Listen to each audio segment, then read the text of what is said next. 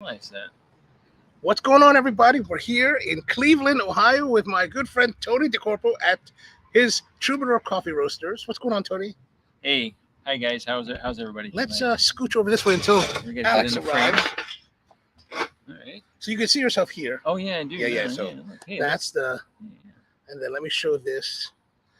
So what do y'all guys? What's going on, everybody? What are y'all doing out there? What's happening? I'm in Cleveland, and the weather is actually kind of pleasant. It is very pleasant. Has it been like this the last couple weeks? On and off. It's been muggy, but then it gets cooler, and it does feel nice. And it gets really cold at night sometimes too. Has it been really hot here? A couple times, yeah. We had like a couple days in a row. It was like a heat marathon. Yeah, it was like 90 and. The humidity is like super high, and everyone's hair is like, just falling because of humidity. Hot, excellent. Yeah. All right. It looks like there's Alex. You're Alex, right? Yeah. Come on up. Come on up, man. Yeah. Just ignore the rules. He's worried about those stairs. We're on the patio, and Tony has closed off the stairs to come onto the patio. We just went on live, so. Come and have a seat. Yeah, you just cut through. Yeah, don't worry about it. Say, hey, excuse me, man. Relaxed here, pretty much. What's going on, Brian? How are you doing? How's the sound? Are we sounding all right? Can you hear everyone all right? I'm trying to work this. How you doing, Alex? I'm Jay. Great to meet you. Nice to meet you. Thanks for coming down. What's up, buddy? How are you? Good to see you again. So I understand you're the botanist. I guess so. Yeah. All right. I my shirt. Oh, nice. Would you here slide over just a little bit this way? It's going to feel a little bit uncomfortable sitting this close, but like it looks natural on camera. Sure. So that's why. Okay. So pretend we've all known each other. Well, I've known you for 10 years or so. It's been a long time. Yeah. I've known you just as long, but virtually. Oh, that's right. Actually, longer, I think. Probably, yeah. Yeah, nice. And one of our viewers, Brian, says hello to both of you. So, hello, Brian. Good to see you. Brian. We've got a whole group of guys that hang out and talk, and so that's awesome. All right. So, since we're here and these guys, they're all different parts of the country. Yeah. No one knows. Tell us about you and Troubador and life here in Cleveland.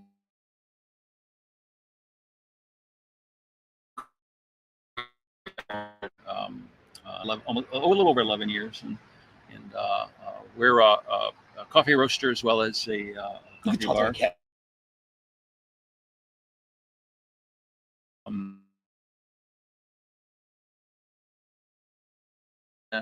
So I own Troubador, and we're basically a coffee bar.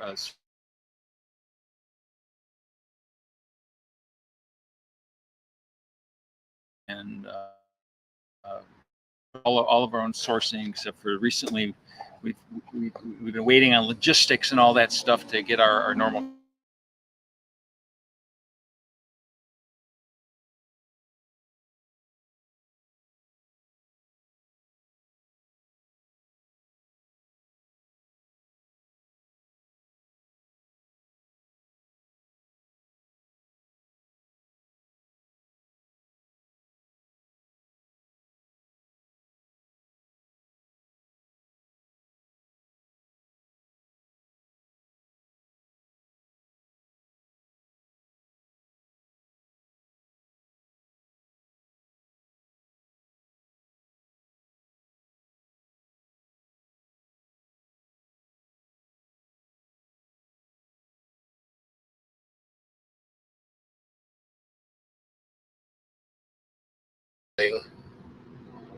All right, sorry about that, guys. We're back again. I think this will be a little bit. The signal says a little bit stronger. So what's going on? So you were leaving off. You were telling us about Troubadour. So we roast everything in house, and we're real picky about our coffee. I don't have cream or sugar or any of that stuff. So we want people to experience the coffee for the sake of the coffee. And so you're a crazy guy. I am, yeah. Like you have the crazy cat lady.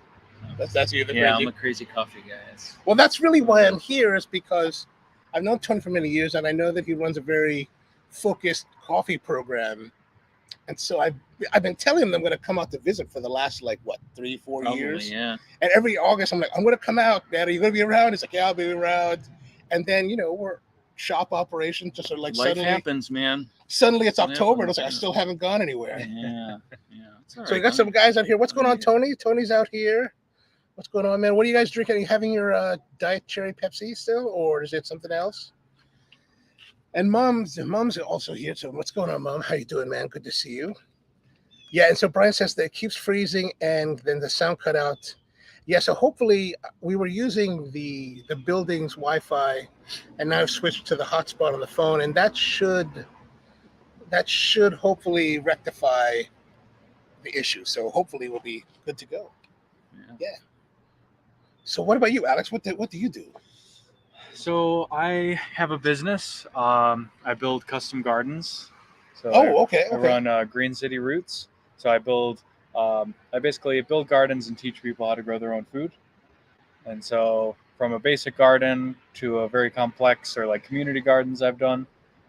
So yeah, that's what I do. And we got a day job too, but that's not as exciting. So. Oh, okay. It's never as exciting as what we really like to do. Yeah, truly. All right, so you do. I don't have a day job. So. You're right. I don't have a real job. It's not a real job. I sling hash all day. So.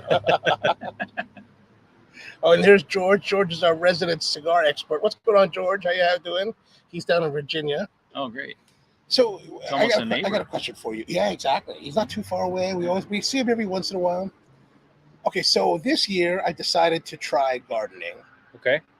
And I'm growing tomatoes. 2 of them are in the ground. 2 of them are in a pot. The 2 in the ground and one of the pots is like right on the ground. So it's essentially making rooting into the ground. Yeah. So they're growing at a rather exponential rate, it feels like. That's tomatoes, isn't it? Tomatoes do that? Yeah, most are indeterminate. What's the best way really to trellis them?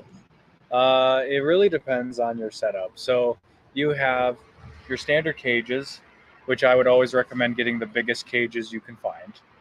Are those round hoopy ones okay? Yeah, that's fine. Okay. Or you can do what's called a Florida weave, which is really where you stake on either side and then you use string across to trellis them up. I've tried a bunch of different ways, but the cages are really just the easiest. They're the easiest to you plop them in and then you just make sure the tomato grows within it. Because I was kind of late to it, and so I used like those green stakes. Yeah. And I used some of that green tape to and then finally I was like, oh my gosh, man, it's out of control. So I did get the cage. But it's already huge. I'm like, oh my gosh, I'm totally killing these. Tomatoes for years, don't you? What's that? I said you're gonna have tomatoes for years. I hope so. I'm like super excited to have tomatoes. I'm bad at gardening. I am too. I mean, like you took my tree and I know your story. It back down. He knows my story. Yeah. No, so Tony has trees that are coffee trees that he's planted from seed, and they're pretty small. They are. He was telling me that they're like some of them are 5 years old. And is that a stunted growth or why are they so small? Probably light. Light. It comes down to basic things. What do you need for a plant to grow, and especially a tree. A tree requires a lot more resources to grow than a tomato. You get exponential growth from a tomato because it's not developing wood like a tree does, or even like a bush. And so Tony's trees being inside, not having the high humidity and all these other factors that kind of go into what ideal conditions are, they just survive.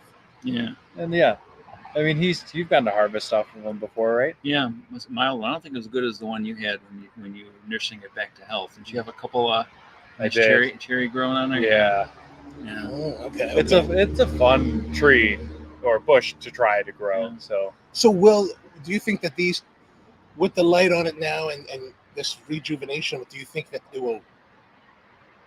Because in the field they actually grow really large. Yeah. Or relatively big, I right? mean they go like some 20 feet sometimes. It's hard to replace the power of the sun. Okay. You need a lot of power and a lot of wattage. And unless you're going at it with the purpose of harvesting, you're never going to get a large tree in general. I mean, if you look at, back here we have those fig trees, and they grow so well because they're outside.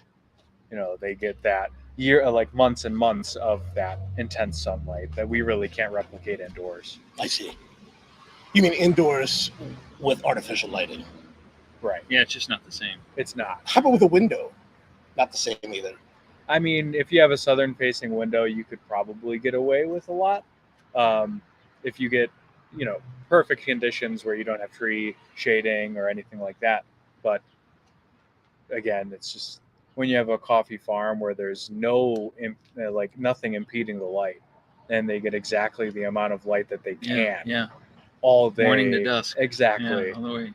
It's hard to replace those conditions. Okay. Yeah. Oh yeah, especially I guess in the summertime when it's 12 plus hours of sun or light exposure. Especially in the coffee, like the belt of the world. Yes, right. As to being so close to the equator. I mean, that's very You can't consistent. replicate it.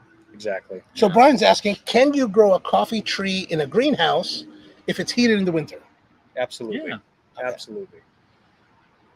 So build a greenhouse and we'll grow coffee. Yeah. Between Jay and I, we'll send you some seeds. Excellent. I think I might. Really No, good. I don't think I have any more seeds. They're probably not good anymore. Anyways, it's usually only good for a couple months, I think. Oh, are they really? Yeah, I think they got like a little embryo or something on there that dries up and doesn't.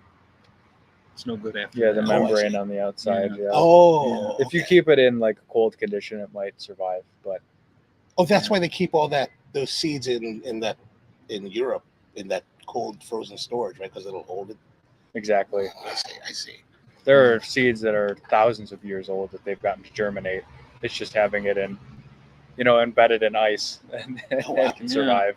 Yeah. Don't they ever worry like by thawing out this ice, it's going to unleash some kind of frozen disease? A metamorphosis. Maybe that's where COVID came from. Yeah. Maybe. Hey, you got a new theory there. Oh, it's a new conspiracy. It's fake. It's fake. That's what it Yeah. is. It's fake. All right, so let's have some. We're gonna have some coffee. Yeah. What are you gonna make for us today? The Colombian you like? Oh, Yeah, is that okay? well, I don't know. Yeah, the Colombian. The We got a Colombian. Colombian Huila from the Huila region. I'm going to brew up and without further ado. Can we persuade you? Yeah. All right, Yeah, excellent, we'll do it. excellent. Yeah, twist my arm. I go just here. All right, I'm gonna bring stuff out here. All right, excellent. All right, so let's see here. Any questions? Okay, no questions. So you're saying, okay, well, here's my question, or I don't know if you know much about. Do you know a lot about tomatoes? Yeah.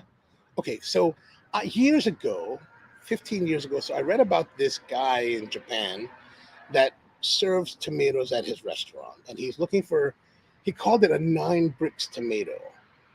Like the sweetness level of the tomato was super sweet. Mm-hmm. And he would serve this tomato that was grown for him specifically by his farmer. And he would serve it in his place just as it is with a little bit of salt. And I've been fascinated by how do you cultivate a tomato that has such high sweetness levels? Sure. So that is probably a particular cultivar of tomato that was bred specifically to have a high sugar content, which there are many that are like that. There are specifically cherry tomatoes. You can find a lot of very sweet cherry tomatoes, but you can do a couple things too. You can also like add things like molasses or like sugary things into your soil as sort of like a fertilizer, and it can help increase the amount of like sugars that are available to the plant. You would do that before harvest, like just before you harvest. So like maybe a week or so before. You mean just add it to the water and then give it to your plants. Okay. Yeah, that can increase. I mean, it would be very slight, but it probably won't be a. That smells great. It probably won't be a 9 bricks tomato, but you can really search for the sweetest tomatoes you can find, and there are different greenhouses around that specialize in just having a wide variety. Okay. I'll just because I only started this journey this year, like actually growing my own. Because last year I tried to grow some basil Mm-hmm. and was wildly successful. Sure. So I was like, I can do it now. Well, we'll find out. Yeah. So what's going on here? So this is the Huila El Mirador Tabi. So that's from yeah. Can you see that? Okay, Huila El Mirador Tabi. Does that mean it? What does that mean, Tabi? I believe that is the the varietal. Yeah, that's the varietal of the coffee cherry. So wet processed. Then from Sebastian Cerón. How did you meet Sebastian? I didn't. Okay. This is one of them that's through the supplier right now. It's kind of the interim coffee while we're waiting on the other stuff. So I've never met this particular grower. And I forgot my scale, so I'm gonna have to wing it. You're a pro, don't worry. It's all good. It's all good. It's good enough. You're gonna pretend that it's really great even if it isn't, right? Perfect ratio. That's what we do here. Yeah. Let's see what some of our comments are so far. So Tony's out there smoking the Crown Head Las Calaveras 2022 LC46 Corona Gorda, and yes, he's having the Diet Cherry Pepsi. He's a big Diet Cherry Pepsi guy. He also likes to have the Mountain Dew Monster Wicked Melon. There's some kind of melon, crazy melon. Ooh, that sounds. I love the Las Calaveras. Wicked Melon. I think it's called Wicked. I think that's what's called. I just said that. Well, you were saying you had the Las Calaveras? Yeah, the 2022 is good. I liked it very much. All right. So you're a big cigar smoker? I do like cigars, yeah. What's your favorites? I'm a big fan of LFD. Today I brought a very boutique kind of. I'll show you out of my fancy. Oh, that's a fancy. Did you make that? Don't touch. I won't touch. I didn't. You never touch other people's cigars. I get very upset. Guys get very upset. So this is called a Cavalier. And so is that gold leaf? It is gold leaf, yeah. Oh. And so this is a company out of Geneva, Switzerland. And so like Switzerland? Yeah. Really? Yeah. And so not Lake Geneva. No. This is that's Geneva, Ohio over there in the and it's the white series. I really like it. And it's really cool because it has that gold leaf. So you got it from Geneva? No. Oh. I bought this from a local store. Do you have a favorite local store? I really enjoy Robusto and Briar, and then that's where you went. Yeah, there's another place called Royal 10, which I really enjoy as well. Oh, okay. So what's the difference between Royal 10 and Robusto and Briar for you? There's a different clientele, a different feel to it. There's a little more fancy at Robusto and Briar. It's very refined. Yes. I noticed I was there this afternoon, and I yesterday when I was there was nobody really there. So today they were having their event for they have the Diamond Crown. Diamond Crown. So Diamond Crown sponsored their lounge, and they're having a party tonight. Which I was planning to do this there. But they said no. Well, I didn't ask them because I saw the sign and I was like, well, I'm not even going to bother asking because it's going to be too busy. Yeah. What about you? Your favorite cigars? I'm a big fan of the Roma Craft Revenge. Ooh, I love Roma Craft. Yeah. In general, I like the whole line. Yeah. But the Intemperance Revenge is really the one that speaks to me. Now, then there's the older ones. Like they had this one called the Craft or the La Campagna de Soberana. They're like trumpet shaped. Yeah. That they first released it in 2013. That's one of my all-time favorites, but that's only from that era. And so Tony has some, but he doesn't share. It's terrible. That Tony? Yeah, this one. All right, well, cheers. Yeah, cheers. Thank you for coming on the show. Thank you for having me here. Yeah, sure. Thanks for joining us, Alex. Sure. I guess that's not bad for winging it. That's good. Definitely nice and fruity. Yeah, this is the first one you had today, earlier this morning. Yes. One I made for you. Oh, so George says the Cavalier Geneve, so he's familiar with that. And he says Cavalier has presence in U.S. shops. Roll has had them. Oh, okay, great. Roll is one of our friends in Maryland that owns a big place called Tobacco Leaf. Mm. All right. And then Tony says they're also releasing the Inner Circle, which sounds intriguing. All right, excellent. So, what are we getting out of this? Well, definitely fruit forward. Yeah, I get a lot of brown sugar. Sugar. For me, on this coffee has always been dominating like black cherry. That's always been like really, really big part of the fruit that comes forward. And of course, you got some chocolate in there too. Yeah, that's really lovely. That's nice, even without the scale. Yeah, right. And even without cream, right? I don't know. I think a little bit of sugar and cream would be really excellent. Do you have any of that here? Yeah, they have it? No, sorry. You gotta go to 7-Eleven. We're gonna get kicked out of here soon. Tony converted me into a coffee purist. So. Oh, did he? So were you like a Dunkin' Donuts guy before? I wasn't a coffee guy at all, really. Oh, so how did you find your way here then? I took my grandpa to a coffee tasting at Tony's old shop, which is down the road. Early days, man. And I had an Ethiopian coffee that truly tasted like blueberry. That's the Misty Valley. Oh, remember we were just talking about that yesterday or earlier today. And it blew me away. And it was like a mouthful of fresh blueberries. It really was. Yeah, it was amazing. And you don't have to have a refined palate to taste this blueberry. No, it was very right forward, there. Very forward. And I just remember that moment. I'm like, okay, so where do we go from now? Yeah, how did it get this way, and how is coffee so wrong everywhere else? Because this is amazing. And that's what I do. I change people's lives. You truly did. I have spent more on coffee than I ever expected. Me too, man. Me too. Yeah, it's definitely worth it. That's what a lot of people say. You know, it is more expensive, but it's definitely satisfying because it's not just about a cup of coffee. It's not just about the caffeine buzz. You're getting a certain satisfaction out of a certain appreciation, really, out of that cup. It's a mouthful of something completely different than most people are used to. So, but how is it that? So I totally agree with you on that. But what I wonder is like, we're getting satisfaction out of it. We're finding a lot of depth in the coffees that we're serving in our shops or consuming in our shops. But that average client, that average person out there that normally goes to Starbucks, and when they come in, do they have the same kind of depth of reaction to the coffee? Not always. I would say probably a good 75% of them do, and it gets more. They get more depth and more into it the more times they come back. It's not just from the experience of the one cup, because the one cup you can taste it and go, wow, this is really different. And for some people, it's like, I did it, and it's like, it's off my bucket list and I'm going to go do whatever I want, go back to whatever I was drinking. Mm-hmm. For some people, such as yourself, it's really hard now to go back to something else because you want to know more. You want to learn more about it. You want to experience more coffees. And so the world kind of opens up there.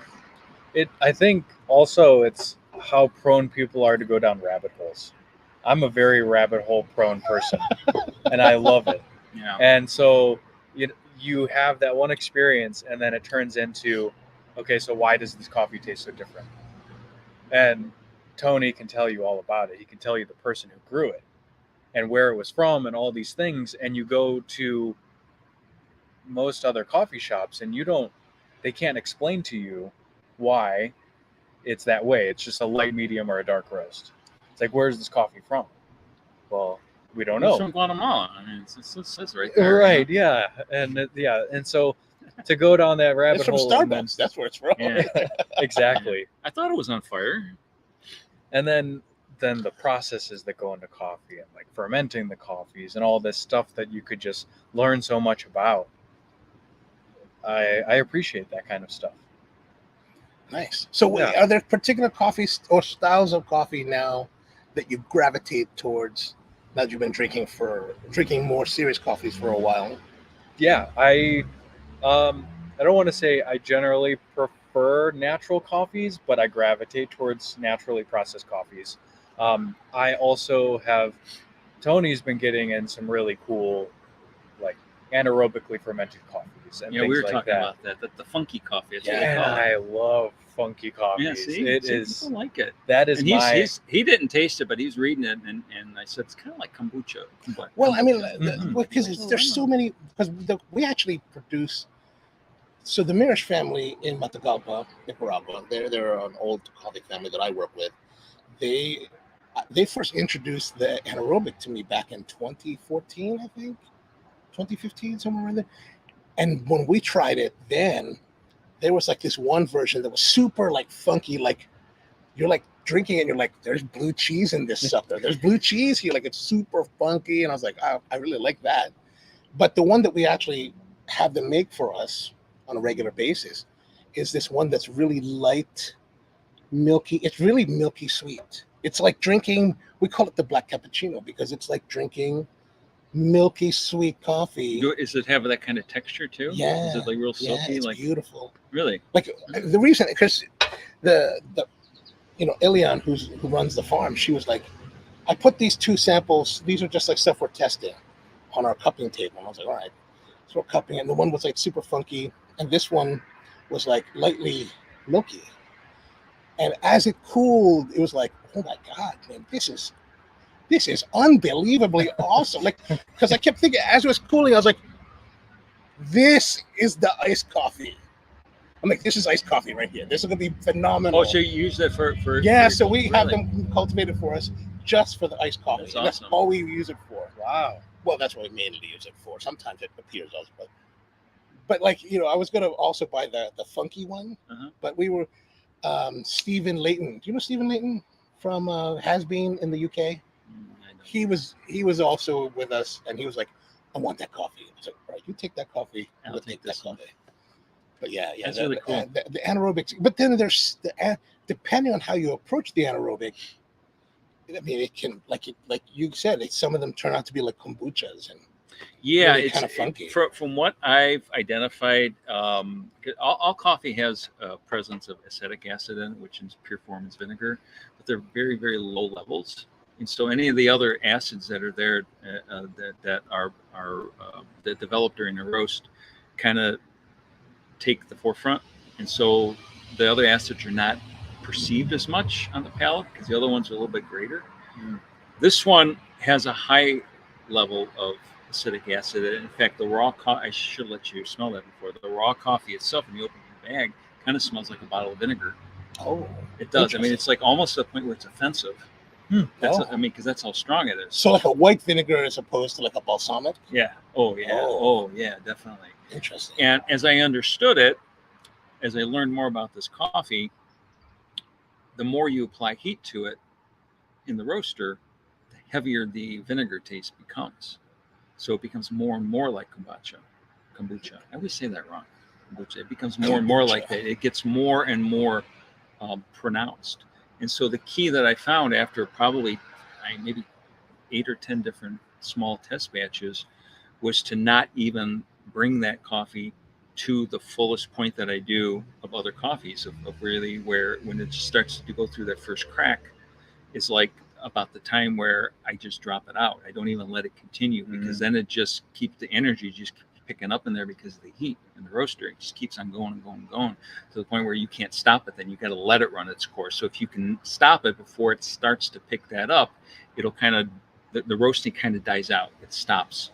It as you're done. It hits the air, the room air, and it cools relatively quick. I mean, it's still hot, it's still roasting, but it's not at the point that we take most of the other coffees at. Right. And that's what I found with the key is that you still get the funky taste, but it's not at the point where it's too much. And that's what I found in some of the people that I did have sample. I said it is really a lot. It's very strong at that point. And so that's why I was working with it for a while before I really officially put it on the board. And so that's where we're at right now with it. Okay. So we don't really take it all the way through that first crack like we normally. This is what they would call full development. We actually kind of cut it short a little bit. I see. Okay. Yeah. Because I even tried to go dark. And me, I don't go dark. I don't go dark on that coffee at all. Any coffees, and I tried to even take it close to that, thinking maybe I'll burn a lot of it away. It got worse. It just intensified. Oh wow. Yeah. And then I go, well, maybe if I bury it with a couple other coffees and I do it as an espresso, it won't be as noticeable. It was cutting through everything. All the coffees I mixed with it was cutting through. You could take, you go, yep, there it is. I mean, it was just as strong as it was before.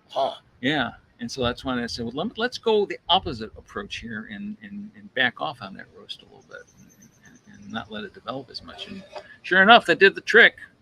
So, but I'm not saying all anaerobics are going to be like that. I think there's a certain amount of them that will be. Is that roasting style? Is that like a Nordic roast? Yeah, it would probably be a little bit more than Nordic because typically your Nordics is like I think they call it like a white coffee. So it's not. It really hasn't even gone fully into the browning stage of the roast. So that's barely roasted. Yeah, and that's like kind of like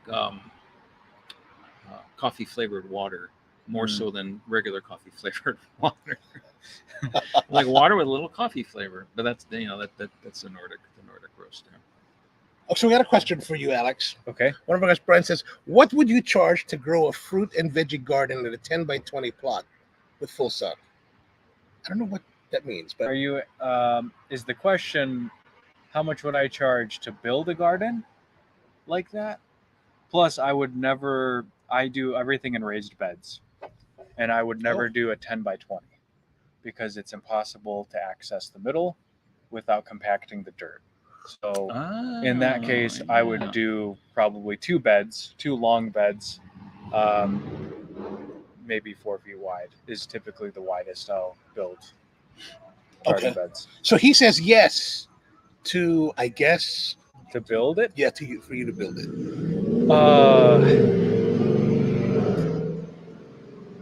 Where are you located at? He's in Baltimore. And also the height. Travel expenses. The height that you want it is a big factor. Typically, I don't do more than maybe 2 by 12, and it's all cedar wood. I use all natural cedar wood. Fix something. Keep talking. I just gotta run and do something. So that because it's not treated with any chemicals, and so I always use cedar. It's naturally rot resistant, and it's expensive though. So I really couldn't say exactly how much. It would probably be a couple $1,000s just because of moving, like depending on the height. But the higher you go, the more compost you need. And I use very high quality compost, not just dirt, but compost, because compost is alive and it's constantly breaking down, and it's just makes a lot of nutrients available to the plants. And that's how you can get high quality yields year over year, is by having a soil that's alive, not a soil that's denuded, and compensating for the denuded soil by adding more fertilizers every year. That's not what I advocate for. How I have a question though. You're talking about compacting the soil. How much does that affect the overall condition, like of the growth? You know what I mean? I mean, does that really impact what you're doing that much? What you're growing, I should say. I would say it's the everyday. The fact that you have to go over and over. It's that you're always going, and then you're always going to choose these same paths, and you're always going to have these paths of just compacted soil that at one point was very conducive for root growth, and then slowly becomes less conducive for root growth. Gotcha. And so by taking that away, you can potentially stunt your entire garden, because they no longer have that space to use, and then those nutrients are kind of locked in there, and it's better just to kind of not even walk on your garden soil. That's good to know. If I ever have a garden, I'm going to keep that in mind. So Brian's also asking, what's the base of garden, or how deep? How deep? I guess if you're doing raised beds. So maybe. The smallest I'll use is 2 by 6. That's really just if somebody wants a garden and doesn't have a big budget. I'll say a 2 by 6. It gives you enough room, and if you fill it with very high quality soil, you can get a lot of production out of it.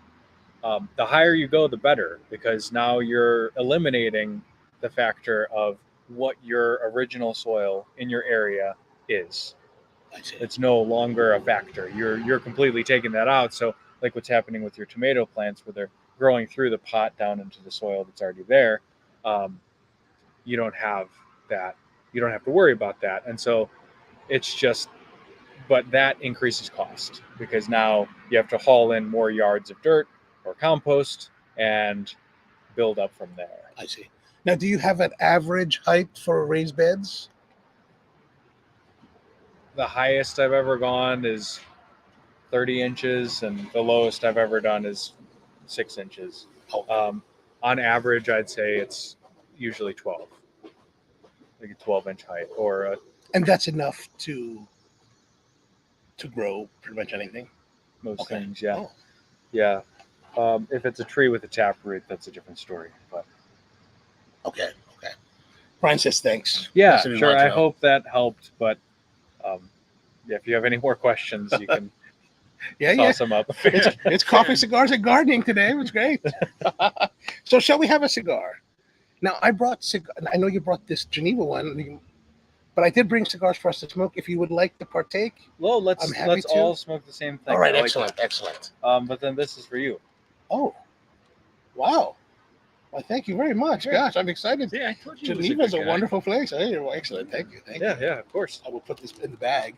So this cigars I got from that place, Breyer Robusto and Breyer. Really, I think it's a nice setup. They have nice selection of cigars, but they're not a Roma craft house. They're not. Yeah.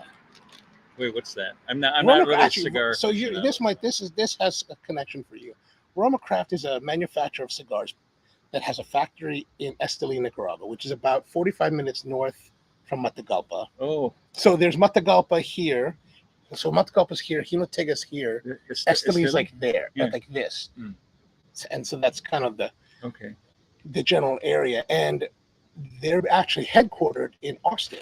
Really? Yeah. Here we are. This is the Cuba Aliados. I don't know if you're familiar with it. Cuba Aliados was a cigar that came out in the 90s era, really celebrated, really well loved. And then I think towards the end of its existence, it kind of like faltered, and then it just kind of became obscure and not really being used. But then Oliva Cigar Company recently took over the brand, and now they're going to release 2 lines of this, or 2 versions of this. This is the first one. This is made by Ernesto Perez Carillo, so blended by him. And then eventually it will go to, I think, to Eladio Diaz, I think. And he's got Tony and George will know exactly the story. And so the guys at Robusto and Breyer, they were like, well, this torpedo is solid. I was like, the bomb. It's the bomb. So I've got a cutter here if you need a cutter. Or you have a cutter. Okay, very good. Cutter for you. Yeah, I don't. Do you have a light or do you need a light? I've got a light. I figured if you brought your bag, you got to have everything. That's like any good junkie. Exactly. Bring your own stuff, man.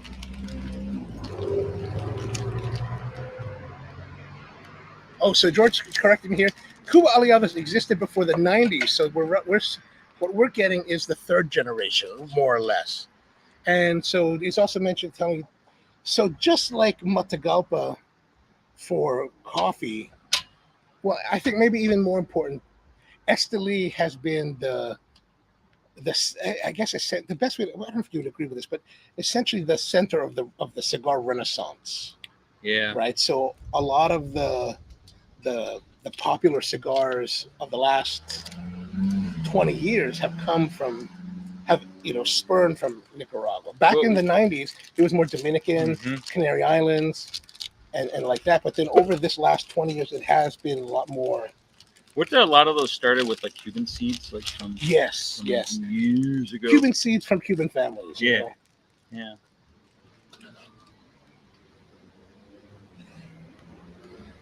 So George says the EPC version of Aliados will be interesting since Ernesto's dad was a friend and mentor to Rolando Reyes. Yes, Rolando Reyes was the original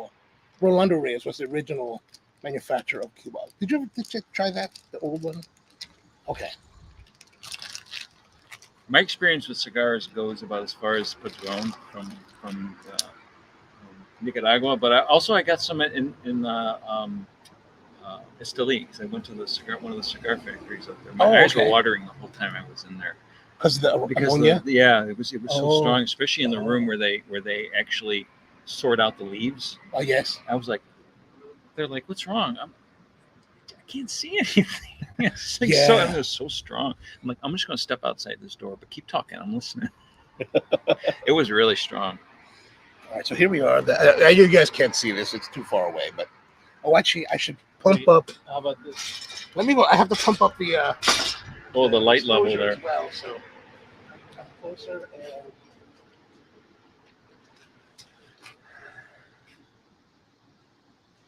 So this is the Aliados, and it's got a nice kind of like medium chocolate kind of wrapper. Now, would this be considered something that's medium or like heavier, as opposed to being like mild or? I'm going to guess that this is on the heavier end. I That's haven't what I had it. Tony says he had one yesterday of these, but I'm not. What do you want us to ash? Oh, I never thought about that. Oh, let me get a cup. Okay. Oh, that's a save. Sorry, I was Nice. switching my. No worries. My Sorry, guys. It's a little bit of noisiness on that mic. We're all professionals. Yeah, turn that around this way. All right. Do you know the wrapper, filler, binder on this? I have not looked that up yet. Let's see. Let's open it up. Cuba Aliados EPC. You ever do this with torpedoes? Angled? No. What's going on there, man? So I don't know how true it is because it's always, cigar science. But if you do it on an angle, it's technically more surface area. So if you ever have a tight draw on a torpedo, I've been taught to do it at an angle. Oh, thank you. What? Is this for the ashing? For your ash. Do you want okay. drink too? I wasn't sure. I would sip it before you put ash in it. So that's probably. I love cigars enough that I'm just gonna do it with it. That's kind of a safe bet, I think. All right, so it's made at Tabacalera Alianza, and it has the wrapper is Ecuadorian Sumatra seed, Nicaraguan binder, Dominican and Nicaraguan filler. So there. Great. Does that all add up to good? I hope so. We hope so. All right, I'm going to try this angle cut that you're doing here. I've always just done the straight.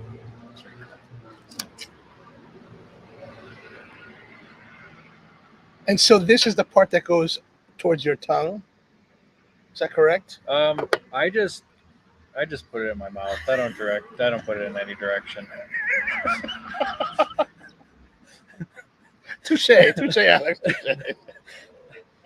I'm going to direct it towards my tongue because.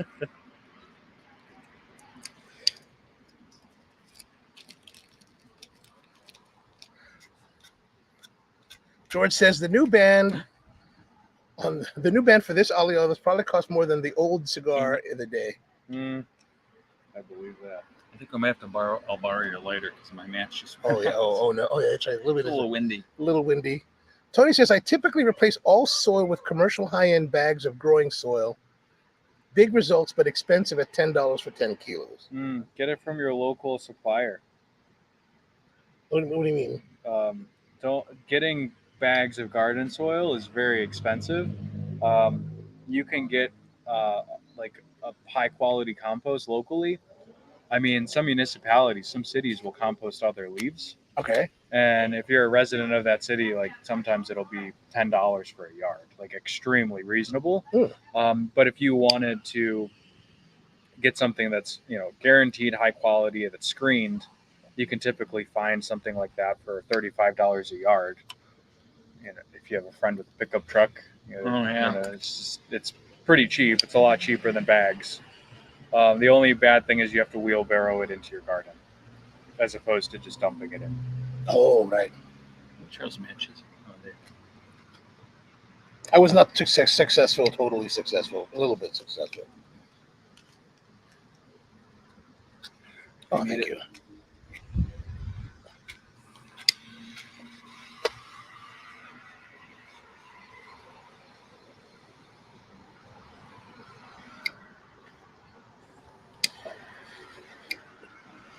Damn.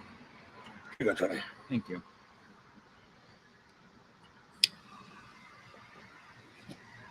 I don't know. It's been a long time since I've smoked a cigar. I ran out and I never went back to Nicaragua, and I don't think about Busta and Briar's like half a mile away from the house. Oh, Rusty's here. Rusty's our chef friend up in New Jersey. He's actually also the 2015 AeroPress champion of the United States. Really? No way. Yeah. And his mom and sister grow coffee in the Ka'u district of Hawaii. Actually, they make probably the best coffee in Hawaii. easily the best coffee there. Rusty? Mm-hmm. Rusty's Hawaiian was the name, but the Rusty's of Hawaiian Coffee is actually his father's name. Mm-hmm. So he's named after his dad. So, but he's a chef in New York City. His wife's an opera singer for the Metropolitan Opera. Wow. Yeah, it's pretty cool, man. Pretty cool. Does Rusty have a favorite type of knife? Chef's knife? Oh, chef. Oh, I don't know. Let's ask Rusty. What's your favorite chef knife? Tell us. Yeah, you're a foodie guy too. Mm. Oh, are you really? Yeah. What's the best restaurant here in Cleveland? What kind of food do you want? Something different than the beer engine. That's where we went for dinner.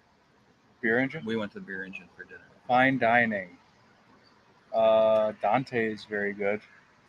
Or Luca, which is also, I think, a Dante restaurant. Are these both like Italian style restaurants? Okay. But I also think that in Cleveland we have some very good shawarma places. If you like shawarma. Wait. Shawarma? Yes. Are they big shawarma or small shawarma? You could order either. Both. Best shawarma. I like Ferris shawarma. Ferris. Like shawarma. a Ferris wheel. Yeah, very good. Where's It's that also right next to La Plaza, which is on Lakewood Heights. yeah. La Plaza's Mexican? Yeah, it's like the Latino. I read about that. Hispanic market. Oh yeah. I did read about that. It's a grocery store, and yeah, it's They always redid it now. They have like a cafe or something in there. Yeah, the front section is Before now. it was just like the patio. They had like tables on the patio, and it was like street tacos. Oh. That's what it was for a long time. And then they put that big kitchen in the back, and now it's like a cafe in there. Do they have the upper store and the trompo? Yep. Yeah. Oh my God. Okay, maybe They have a that's Jesus much aisle more. too. A Jesus They aisle. have a Jesus aisle. Ah, It's like Jesus es muy importante. Muy importante. So Rusty's asking, I missed the question. What was it, Rusty? The question from Alex is, what is the favorite chef knife or best chef knife? What type of chef's knife do you use? Oh, what the? He uses the Ronco. That's what. He got a good deal. He got it free with what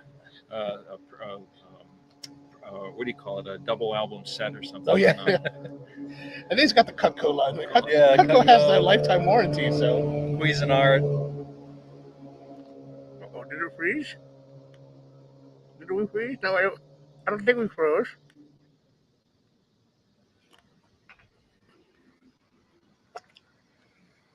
So, for the cigars, I don't know if but in the cigar world, there's all these media outlets that rate cigars. Oh, Ginsu. Oh, that's Tony saying that. Oh. That's Tony's favorite knife, Ginsu. But the Ginsu, the best thing with the Ginsu knife is that you can cut the can and then cut the tomato.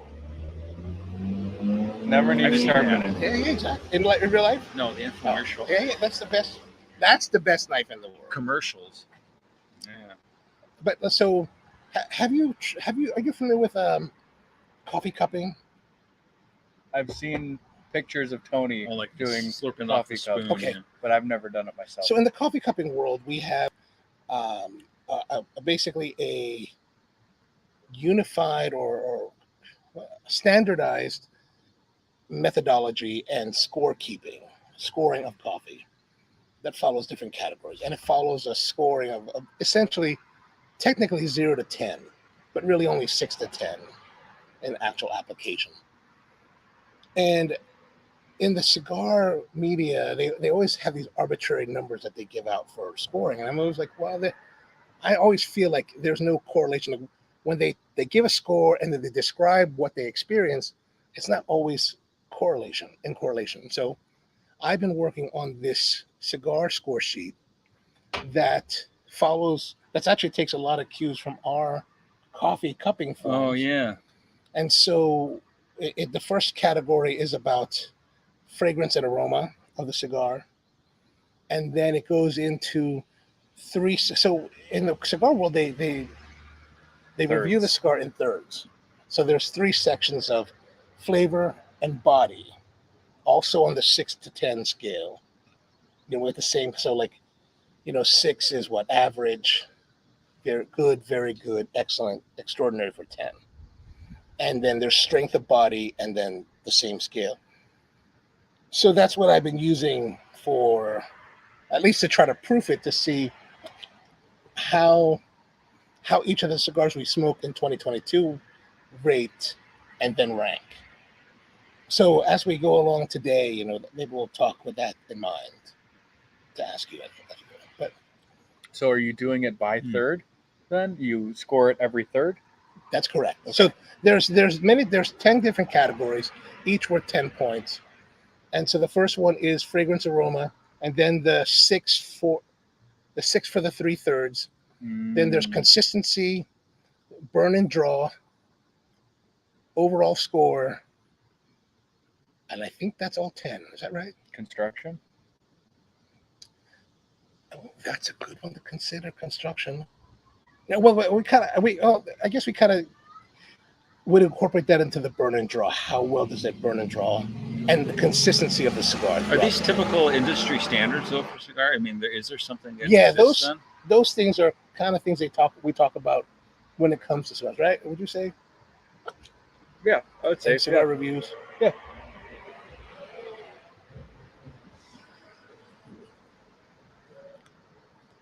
What do you think of it right now? It's starting off nice and spicy. It's very peppery. Yeah, very peppery, black pepper. Very, very peppery. What do you think?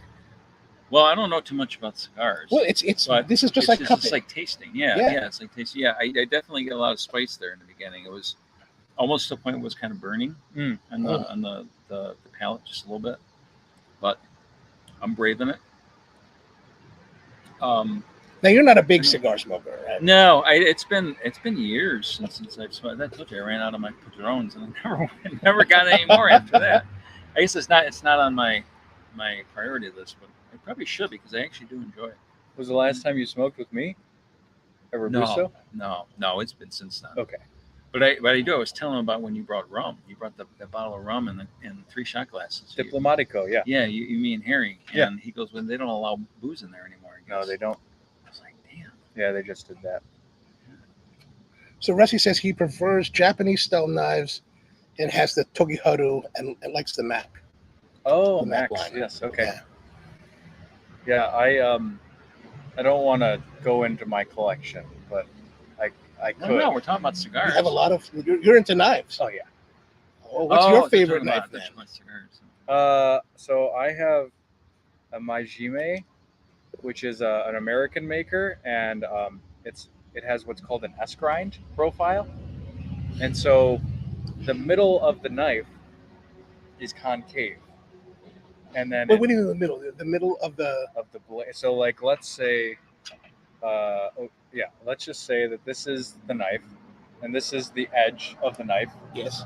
And then in the middle here, it's concave. Oh. So as you cut through, let's say, a potato or something, it just falls right off. It's very cool. Yeah. Yeah, I don't have that feature. I have a really nice chef's knife, but it's everything sticks. If you're cutting, and then the pieces fall, and my dog. He knows when I'm cutting carrots, though, that's for sure. So what's that one called again? Majime. Or Majime. Sorry, Majime. Where are they from? He's based out of, I think, Atlanta. Okay.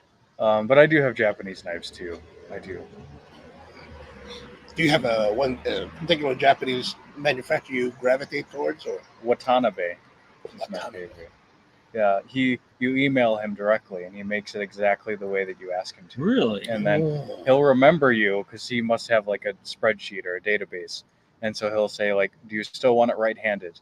Do you still want it like balance That's point really here?" Cool. It's really neat. He's very, very on top of it, and he's a great person to work with. So, what style of Japanese knives do you have? So I have petties, which are basically like a paring knife. But you use it on the cutting board as opposed to like in the hand. I have Nikiris, Santoku, a Gyuto, and then a Chinese cleaver. Also made in Japan? The Chinese cleaver was made in China. Like a nice one, or like the $14 one you get at the restaurant store? I'm not sure. My wife got it for me, and I didn't ask her how much she paid for it. But the edge retention isn't the greatest, so I'd say it's probably okay. She's not watching the ones that I have from the ones you get at the Chinese restaurant store, they're pretty decent. They're not bad. They cut. What you use. They're heavy. They're heavy, but yeah. Do you have like the fish knives? I don't. Okay. Yeah. Yeah, but I do have like a whole set of different whetstones for sharpening, and that's a whole, again, like I said, I go into rabbit holes, like. But do you have a preference for whetstones? I do. Shafted? Shafted is exactly what I you use. Got the, very good. Very good. The shafted. The shafted. I don't have shafted. Shafted glass. I've got the old school, like, ceramic, with the old one, the stone ones. Like I got what, 8,000, 3,000, and 1,000. Is that right? It's a great progression if that's what you have. I think that's what I have. But here's my problem. I've never really learned how to use them correctly. So I tend to shy away from using them and just tend to, just steal them a lot. Or diamond steel. I have a diamond steel at home and a regular steel at the work kitchen. Yeah, diamond steel, that'll sharpen it up pretty well. So okay. I like this. Yeah, it's really quite nice so far.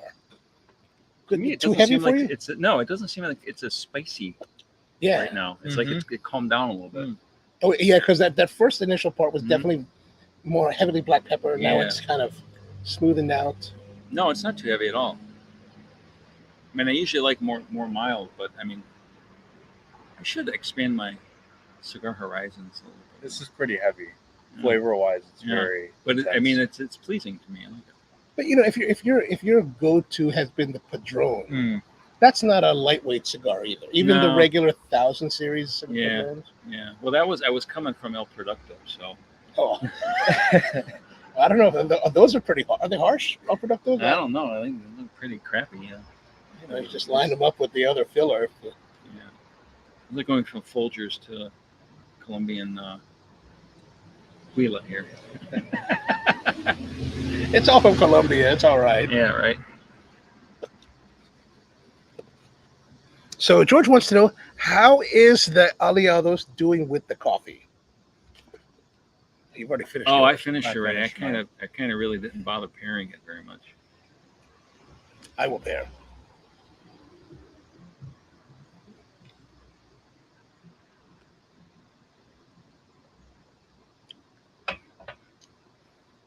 I think there's some nice complementary notes to it, like that. Well, the kind of like it's kind of turned bright, a little bit brighter. That's cool. So the fruitiness has kind of diminished. Yeah. So it's kind of brightness with the peppery, the light pepper now. Not clashing, but it's an interesting pairing.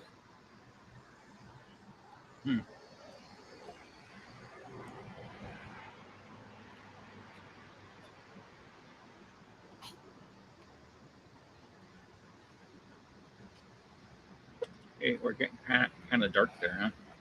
We are getting kind of dark. Let me adjust. Let there be light.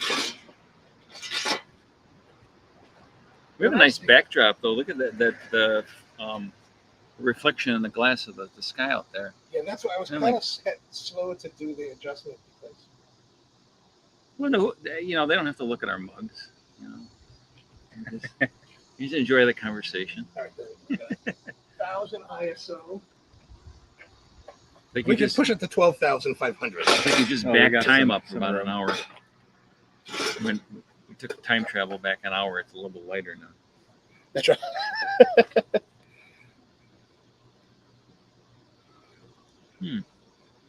Oh, Stephen Major's here. Stephen's out in Phoenix, Arizona. What's going on, Stephen? How you doing, man? Good to see you. George says the two coffee guys ignored their cups. Well, Tony finished his. I finished mine too. No, you finished. I'm just a veteran, so I always sip. I always sip at this. Yeah, just indulge right away. A little bit of rain in Arizona today. Oh, hopefully that'll refill the Colorado River. Yeah. Yeah, they're all down. But I hear that the most of the Lake Mead situation is really because of agriculture rather than just human consumption. Oh, really? It's really that, because what they provide a significant portion of our food. Yeah, I just saw pictures of the from aerial space. Right? It just was like, I mean, it's just like shrunk. I mean, it's like a mirror shadow of itself now. Yeah, it's scary when you think about it. Well, did you see that in that one reservoir in Nuevo León in Mexico? They had I saw a video about that yesterday where they had this large reservoir there that provided their drinking water, and it's almost all gone. Oh no! Like now they've got rationing, and they've got to truck water in. And oh geez, it's a disaster there too.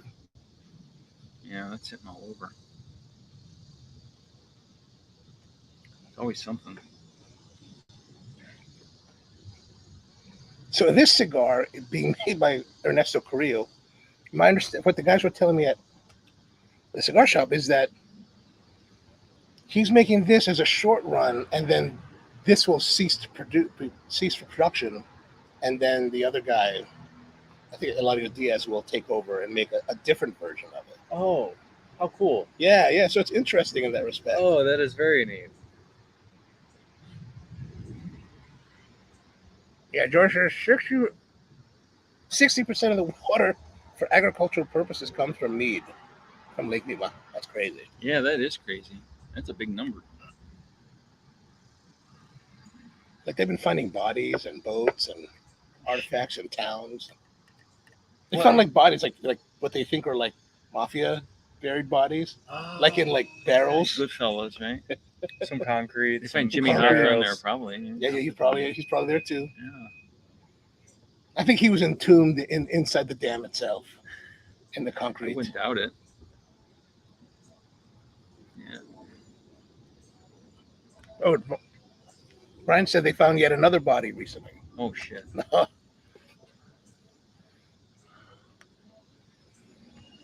So we went coffees and cigars, gardening, chef knives, bodies and Lake Mead. Bodies.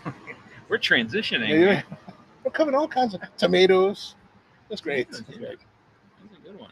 Coffee cherries. We're hitting off. So how's Michael Simon's restaurant? I did I only did Lola. I told you, I mean, I like Lola wasn't good. No, it was all right. It was good, but a lot of those things downtown in that was West 6th, I think. Wasn't that where Lola was? Wasn't, I think Lola's East 4th. Or East 4th. I'm sorry. Most I get of on my those street. That East 4th, that's what I'm thinking of. Yeah. And there's a new one. I think it just opened up or is going to open up in that spot. I don't know what it is, though. That's how on top of things I am. I can't say I don't like his restaurants because I want him to do well, and I think he does well. But the only one that's really open now is his barbecue shop. Oh, Mabel's. Yeah. A lot of his other Cleveland-based restaurants have closed. Now, was that when you say, is there I sense a level of animosity. I mean, he doesn't live here anymore. Oh, he doesn't? Yeah, no, he's New York, isn't he? New York. Oh, so this is who was the basketball player that left for Miami? LeBron. So this is like the LeBron thing, right? Yeah. No. Like I heard when LeBron left, Clevelanders were like, that guy sucks. Yeah, but now he's back. He's like king again. And now they love it. So is that like that when Michael Simon moves to New York? They're like, Simon sucks. It's when you build your career on a city and you get support from the city. And you don't live in the city. And then you leave the city. And it's I understand you don't have to stay here forever. But when it's your launching pad, come back every once in a while, throw us a bone. yeah. Come cook for a night at your restaurant or something. Oh, he doesn't come back at all. I don't think so. I haven't seen him. Oh. He might, but you're at that caliber, man. You got people running your stuff for you. I thought he was still here. I don't know. I didn't really have to know. Okay. He's a Food Network guy now. Now I see. I understand. Yeah. After reading about the LeBron thing, I was like, oh, once you said he was like in New York, I was, oh, now I get it. You guys are that's why you guys are so upset about the Browns. I'm upset about the Browns for other reasons. Oh, okay. But when the Browns left, you guys were upset with Baltimore. Oh, yeah, that was before my. Oh, okay. Yeah, I remember that. That was that was way before your time though. But that was 96. 95. Yeah, because we started playing in 96, the Ravens. Yeah, I thought it was before that. Oh, I was young then. Yeah, I guess that would be about right. Yeah, that was like in the dead of night, literally. They moved out. Oh, they did a whole dead of night thing? Literally, yeah, literally. Oh, like Modell did in Baltimore with the Colts. Well, it was like, Like that. he like was it? No, maybe I'm getting it confused with something else. I don't know. Maybe you're thinking of the Colts leaving Baltimore. Maybe that's what it was. Yeah. Trying to transfer that onto my city. Huh? Oh man. The secret handshake or the secret knock in the. I mean, I hear the jet door. I hear that Cleveland people are upset with Baltimore people because of that, and I get, I'm sensitive to that. But also the other side of it that I say, well, you got to, for those who sports are important to, but football, you got to keep your legacy. Like we lost ours. Yeah. Right. I know that doesn't remove the sting of losing a team. It's terrible.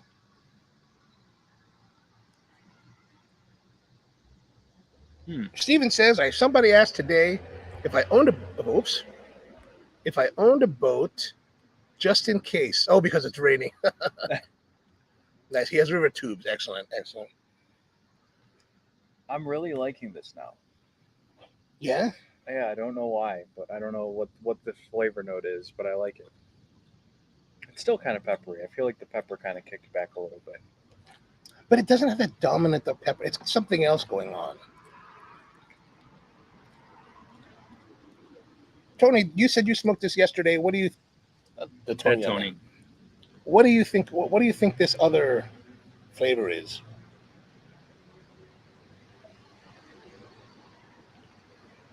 See what else it said here.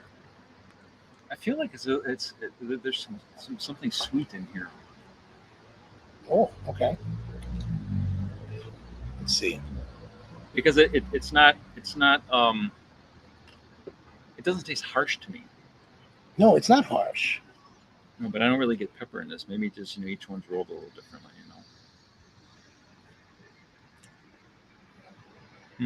So George says the Modell sons left Cleveland due to impending inheritance taxes. Oh, I didn't know anything about that. Because their father died not too long after they came to Baltimore. So I don't know how that plays. I mean, Maryland doesn't exactly have favorable death taxes either. I thought that was a national thing. Yeah. The death tax. Nothing either. Any of us ever probably worry about. No. Yeah, not in this lifetime. I'm a few million short of it. Yeah, we're a little under the radar in that one. I think we need to boost the ISO again. Yeah.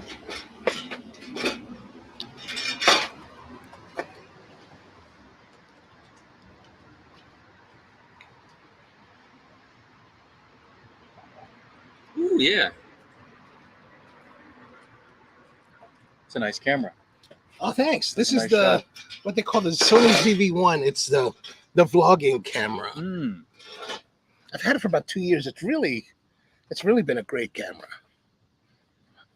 He was walking around all day here today, Taking filming stuff. Yeah. Hopefully it turns out. Yeah. We'll see.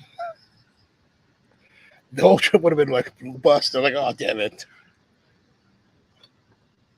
It was fun though.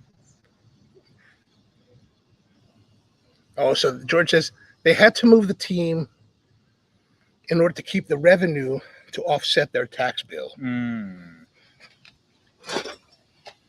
it's that was $1 billion plus team. It is. It's crazy. Still not winning much. But. No, we haven't won. We're due to win, but we haven't won. Like, the Pittsburgh Steelers are like, I guess they're your rivals too. So yeah, when it comes to this the football thing, yeah, it's like really rival. Everybody hates those guys. I think they're our biggest rival, honestly. Yeah, and so the Steelers guys are always like 6 rings. I was like, 6 rings? In how many years? It takes you 12 years on average to make a ring. I said, the only thing I was like, Ravens, 8 years, suckers. 8 years. Didn't Steelers have like 10 rings or something? No, they had 6. 6. Oh, that's it? Please don't make them any more important than they think themselves. I thought that was like, it wasn't Bradshaw with Yeah, he back in the 80s. Yeah, and so I mean, he was just like, showing off all the rings that he had. And I thought it was like 9 of them. He was borrowing his teammates' ring. He was missing the thumb or something. Exactly. Let's see what else we got here. Okay, here we go. Oh, Buddy's asking, is that the camera used in Seven Springs? Yes, that is the camera used in Seven Springs. And then Tony says, I definitely got the peppery start.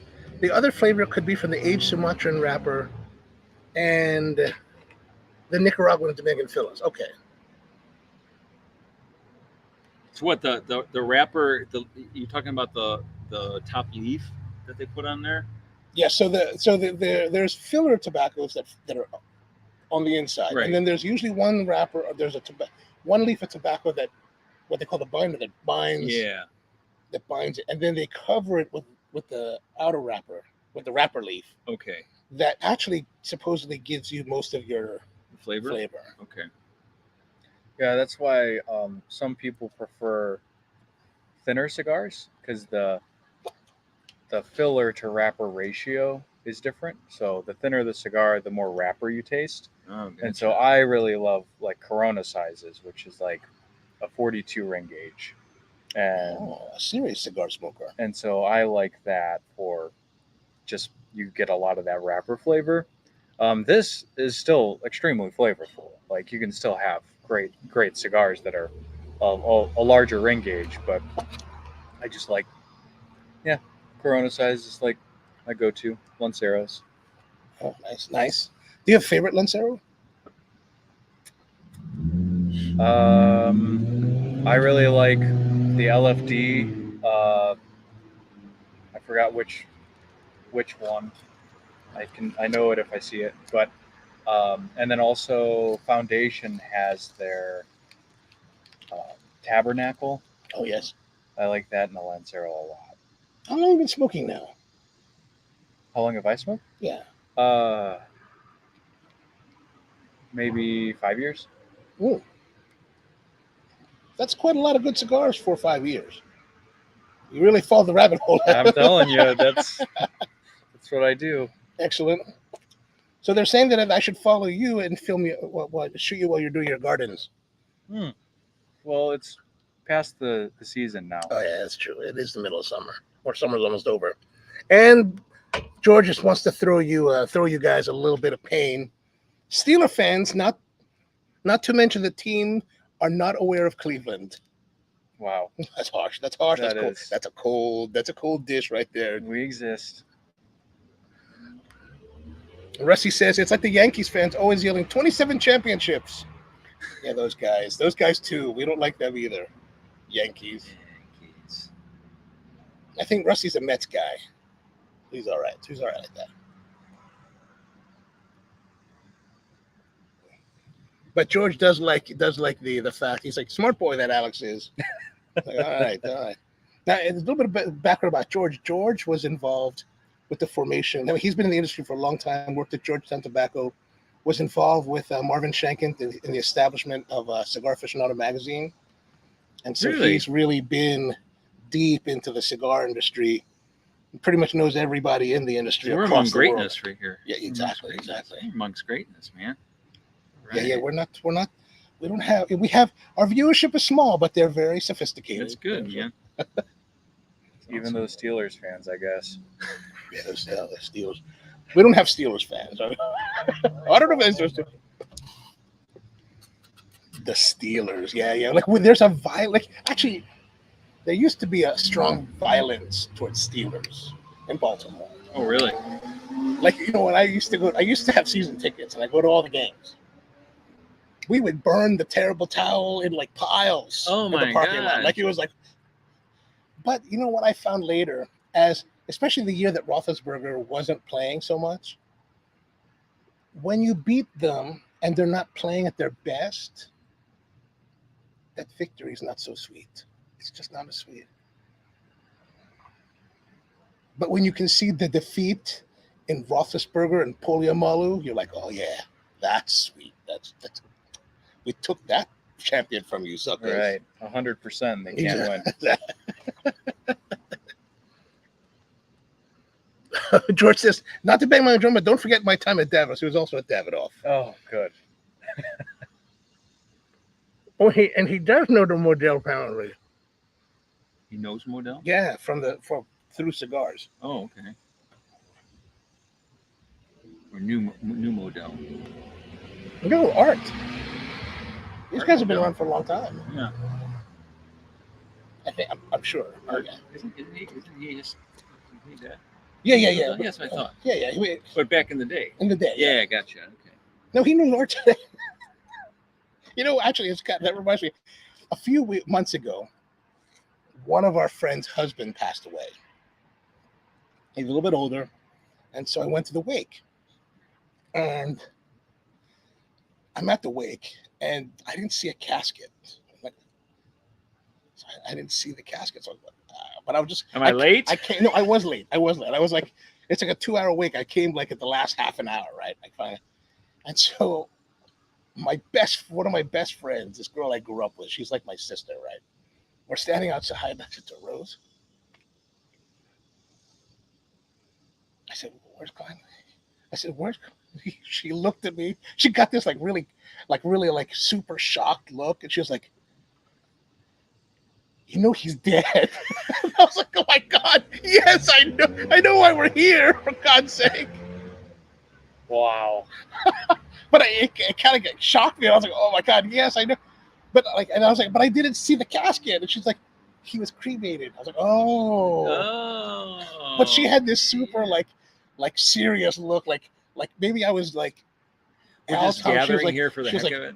He's dead. And I was like, oh my God. I was like, fucking hell. Don't know whose funeral you're at. Oh my God, that was terrible. We're just driving by, and I saw the light on. Was in a suit, just came in. Yeah.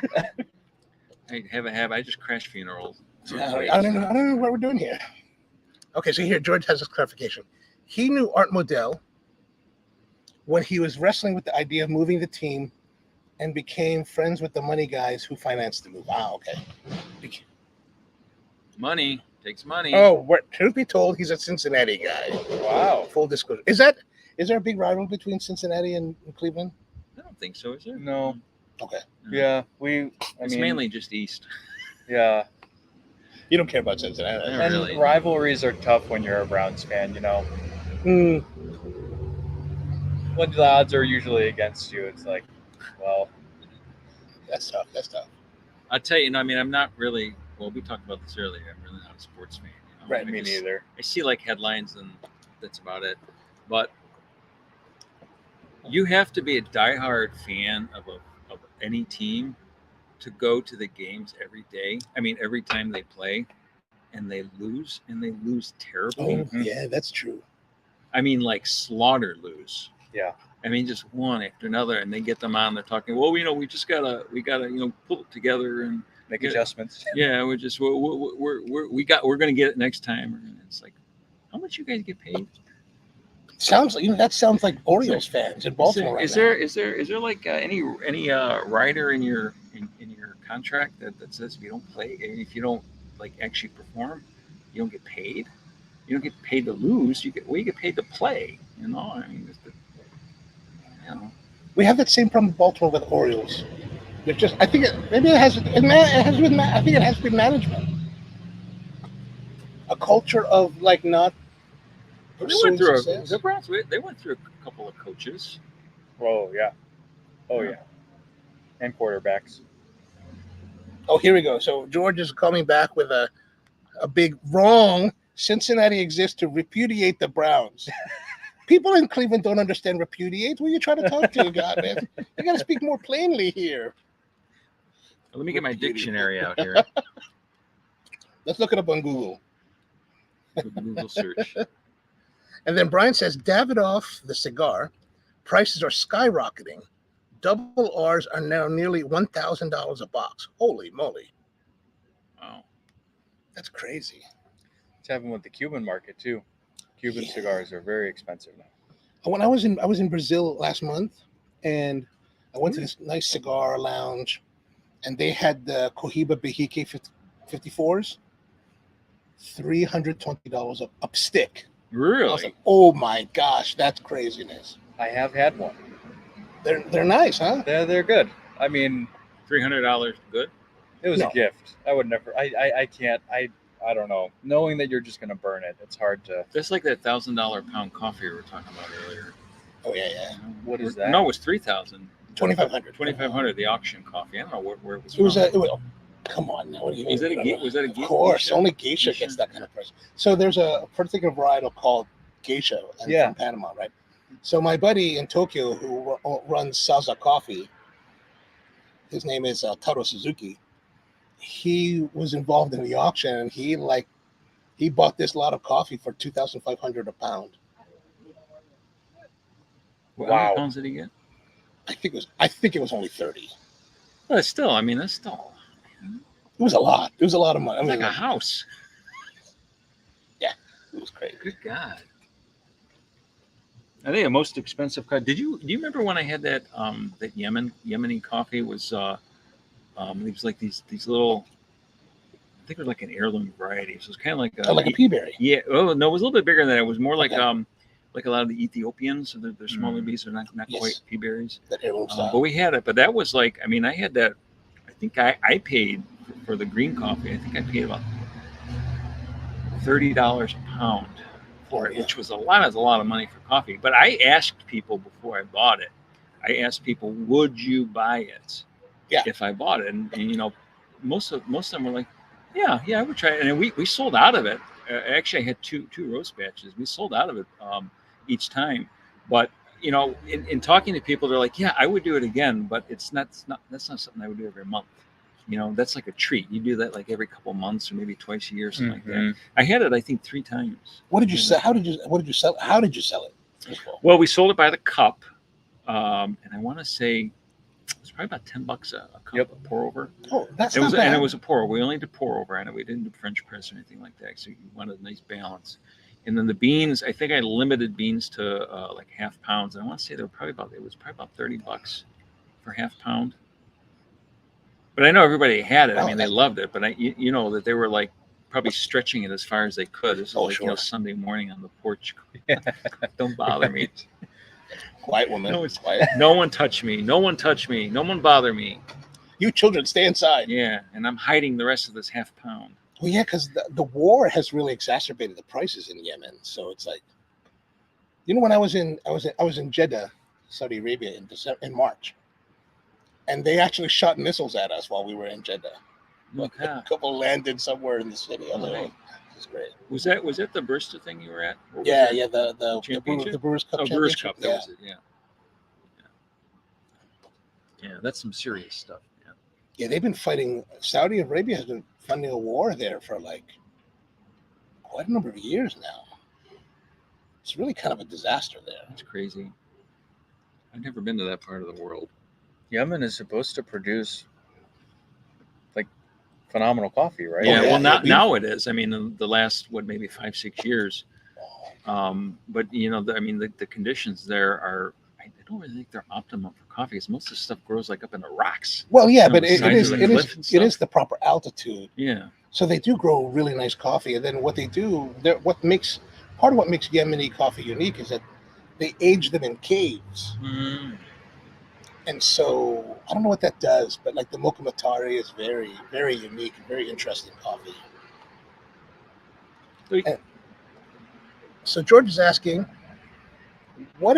for each of you, what is the most distinctive cup of coffee you've enjoyed ever? I think outside of the Yemen, I don't want to use that as the most distinctive. I mean, it was really distinctive, but I think I would probably have to go with one that we have a little bit more regularly. I'm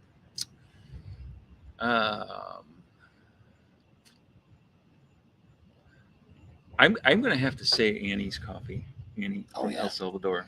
Do you remember Loma La Gloria, the honey?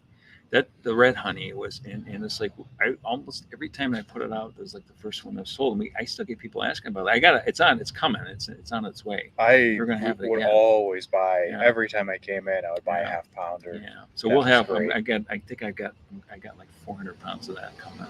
Oh, fantastic! So we're gonna be sitting pretty for a couple months. Nice. So he's talking about a friend of mine, Annie Ruth Pimentel, is a producer in. What's it, Quetzalcoatl? Is that right? Yeah, which is in El Salvador, and then the capital, San Salvador, is this city, right? There's a mountain on the northern end or eastern end. I don't know. And then on the other side of that mountain is Quetzalcoatl, where her farm is. It's like a crater. It's like near a crater. It's yeah, like a volcanic crature, a dead one. I mean, it's inactive. But. You know, it's interesting. I've known her for quite a long time. When I first met her, she really irritated the hell out of me. Did you really? I was in El Salvador probably in 2008, and we were running their barista championship, and she was there to be one of our judges. But this is before she ever got into coffee. She was doing marketing, I think, for a travel agency at the time. Yeah, that's what she did. Yeah, I remember. And she came with her friend Gabriela, her best friend Gabriela. Have you met her? Yeah. And so Gabriela came, and then they came, and so she's from Mexico, I think. No, she's from Guatemala. Oh, it's Guatemala. Guatemala City. And so Gabriela passed the course, but Annie didn't. So we weren't able to seat her. But she just drove me up the wall the whole time. Like really? For 2 years, I was like, oh my God, this girl again. But we got along, but I was like, oh my God, this girl is just driving me crazy. And then fast forward several years. And then she was like, I got into coffee. I was like, what do you mean, man? So her father used to has the farm, Loma de Gloria. And he started that back in the 80s right around when they had the big coffee boom. And then the Civil War was still going. Yeah, the Civil War was going. And then suddenly they had a coffee bust. And so the father had built this farm and built the facilities for it. The wet mill. I think he had the large wet mill because it was for commercial production originally. Yeah.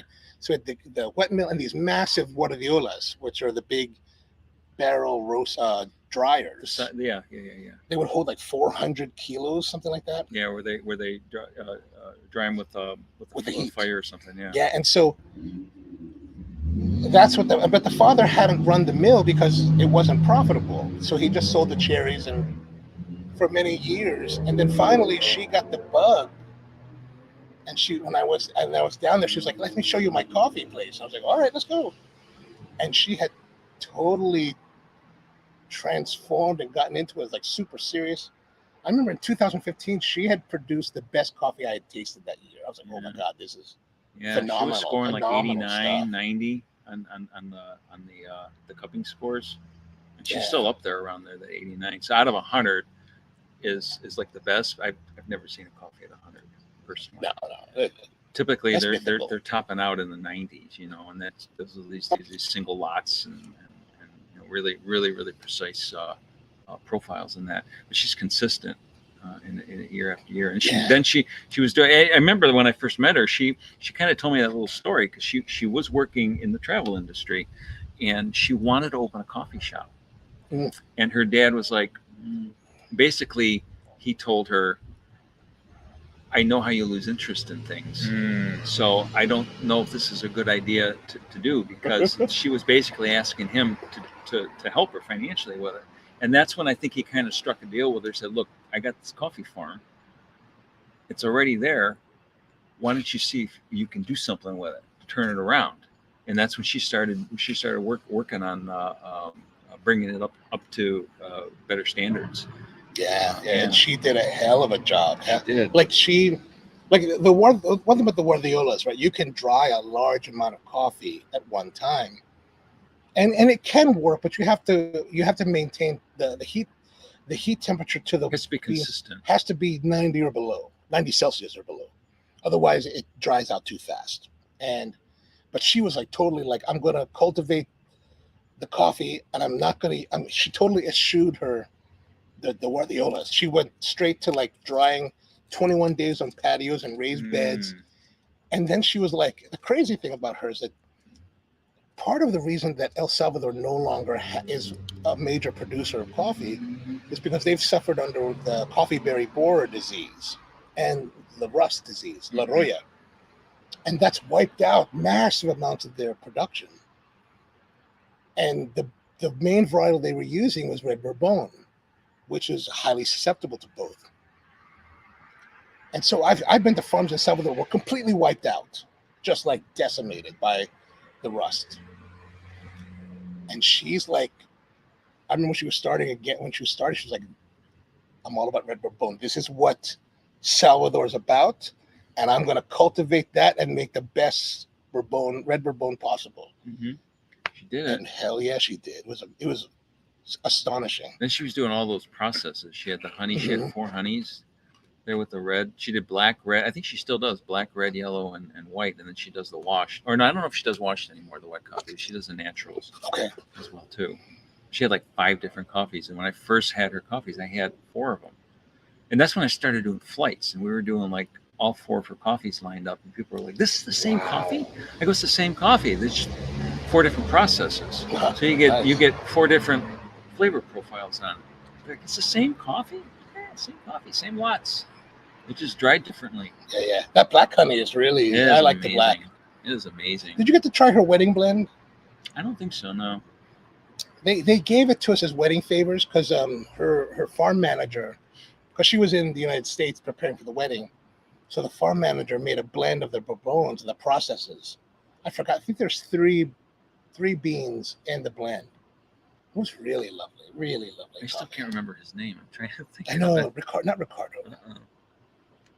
I do think that those coffees are what gave me my preference for naturals because of that honey process. Yeah, was just so good. Yeah, and you're so sweet and fruity, and it's just amazing.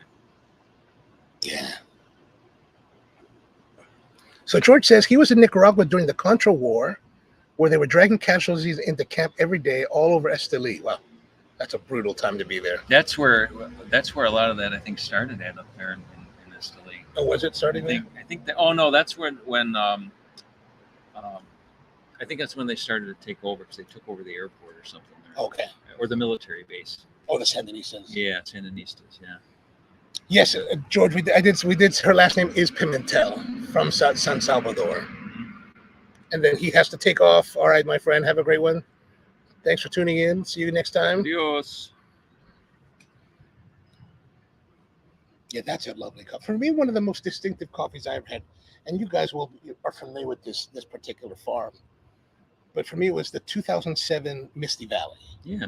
That blueberries. That year especially was like that beautiful blueberry forward. And I was like, oh my God, man. It had you.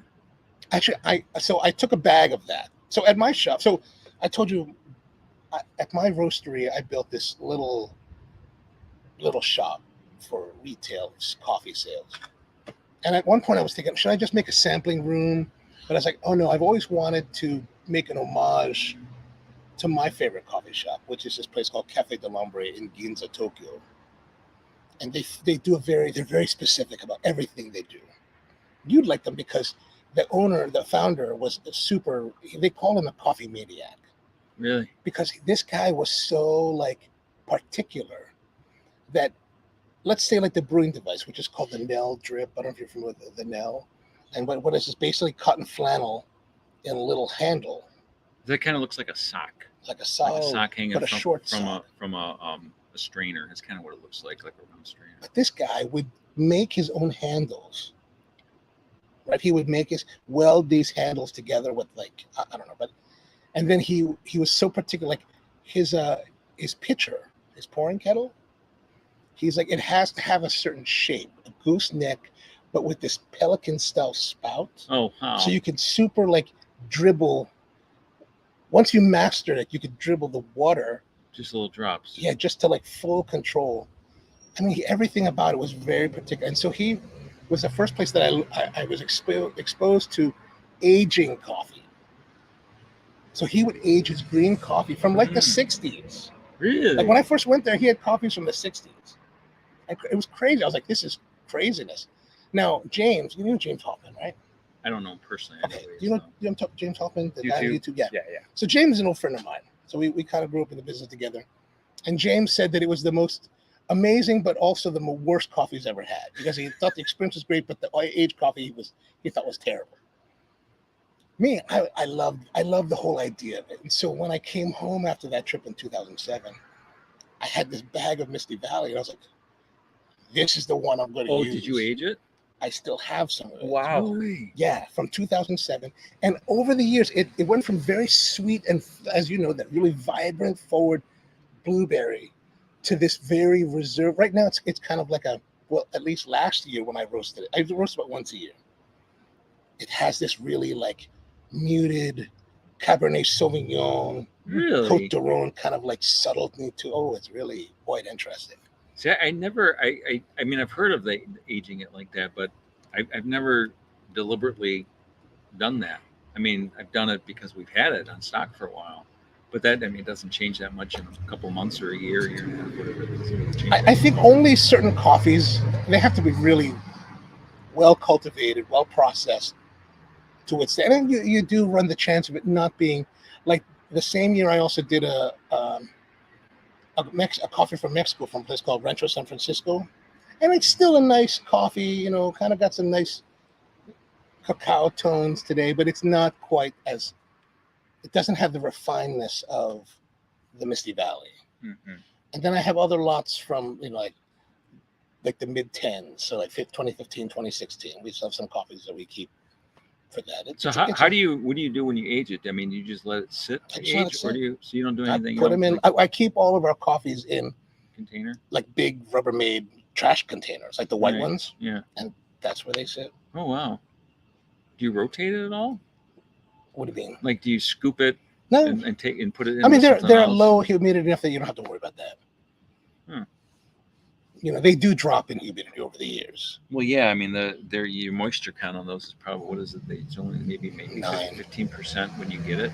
Oh God, I hope 12%. Maybe usually we get ours around 10.5 to 11.5. Okay, it's about right then. But I think the last time I checked, last year when I pulled the sample out, it's about 9. So we lost a bit weight wise. Do you have a moisture meter that you use in that? I have the small. I use my finger. It's like 8% now. Oh, that's amazing. That's how good I am. That's how experienced I am. That's why you're the Troubadour. That's why. Throw some Bovita packs in there. I should. In the next roastery that I build, I'm going to build a humidified room. So how do you think about the cigar now? It's settled in. I still get something sweet.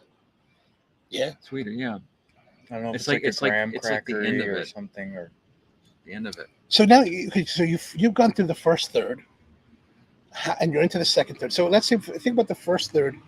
How would you describe the overall experience of the flavor? Good, very good, excellent, average? Oh, I would put it very good. I think very good. Very good. Or how about you? I'd say good. Good. Yeah, I think the initial light being so peppery almost maybe like threw my palate off a little bit. Okay. Is there any change to the tobacco that's in here as you're drawing the smoke that doesn't do any kind of a flavor change to it?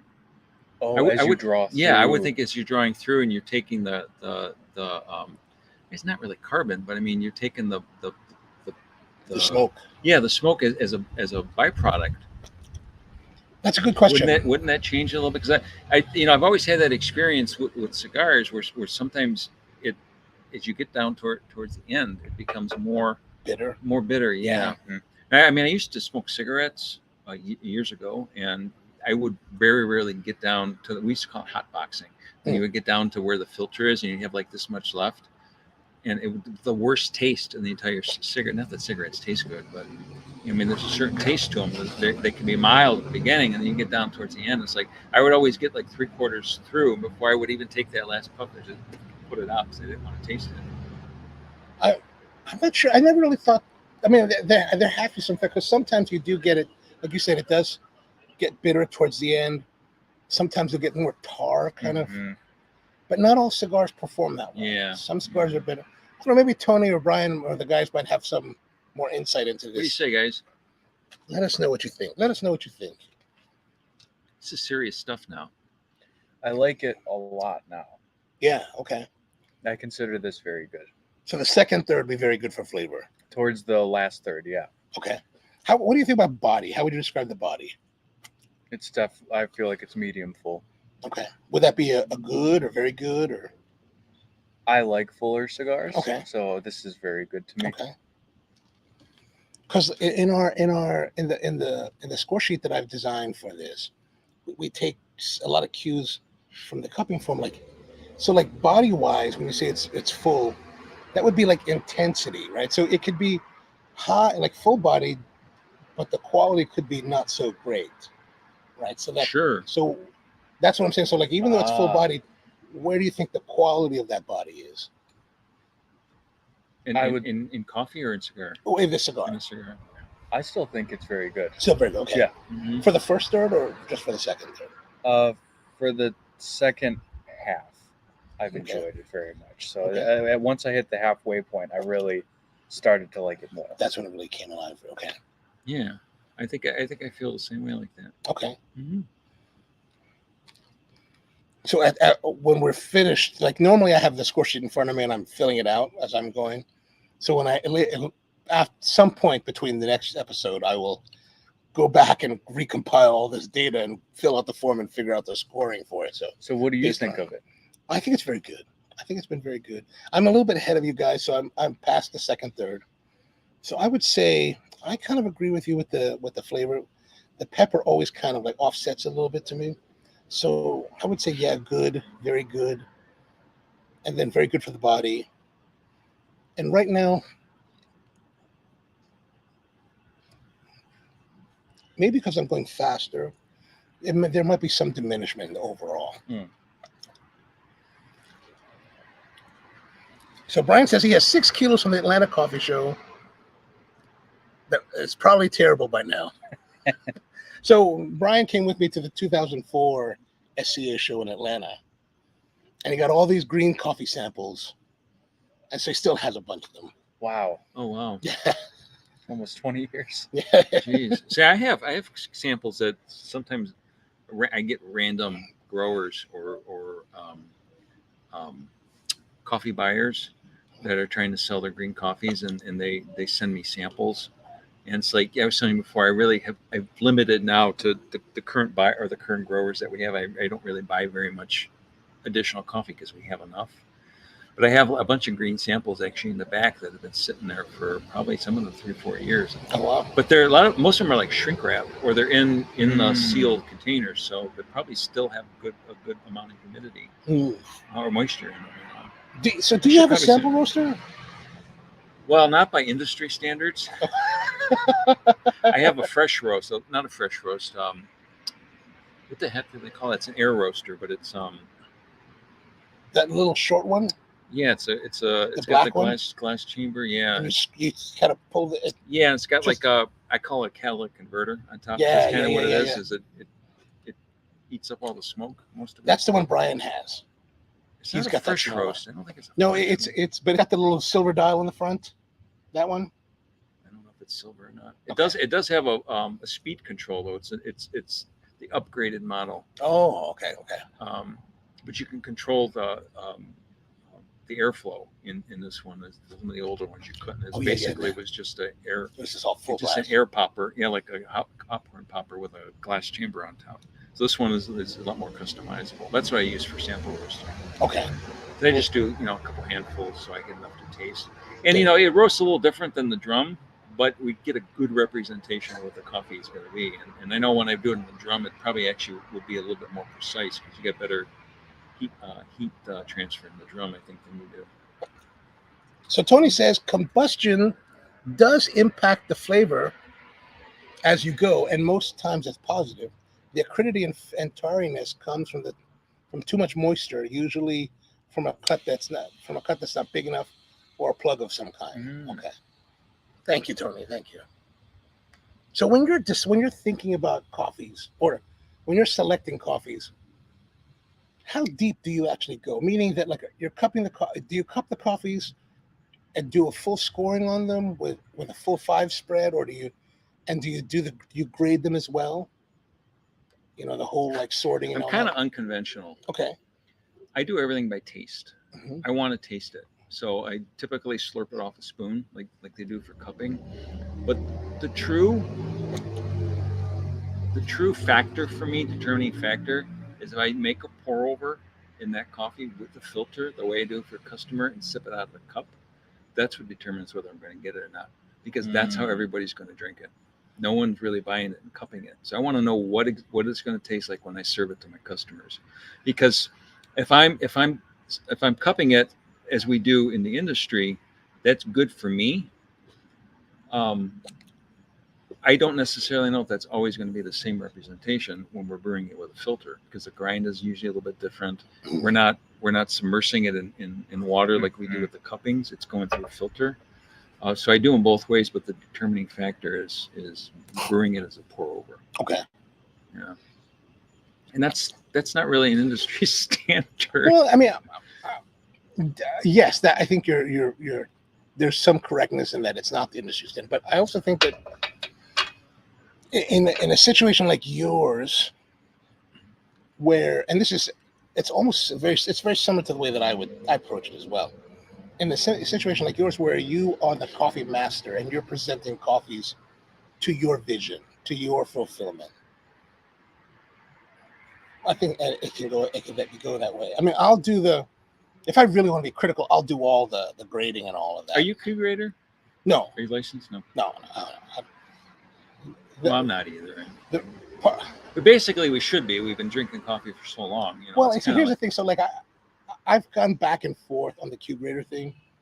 You know, a lot of my friends are Q graders, so I've cupped with them, and like, I tend to come up with the score that's very similar to what they come up with. Yes, I'm the same way. So I don't really, and plus, a lot of times I think Q grading is really great if you're in an environment where that helps your career. Sure. Right? And so in my position, and I think you might agree with this in your position, getting Q certified doesn't necessarily give me upward mobility in my company. Yeah. You know? Yeah, whereas we're just, at the end of the day, we're just poor schleps slinging hash. Exactly. So that's why I personally have never gone for the Q. I have been interested in trying it and to see how I would do in a Q setting, but I haven't really had the professional need to. Yeah, neither have I. And I it's been a long time since I thought about it, but there was one time I was thinking of going for the Q grading, and the determining factor of me not doing is the first time I went to Colombia, I was in Bogota and was cupping with Jeff's company, the gal that's there for Ally. Yes. And so she kind of runs the whole. I don't think she does it anymore, but she was running the entire Colombia operation for coffees.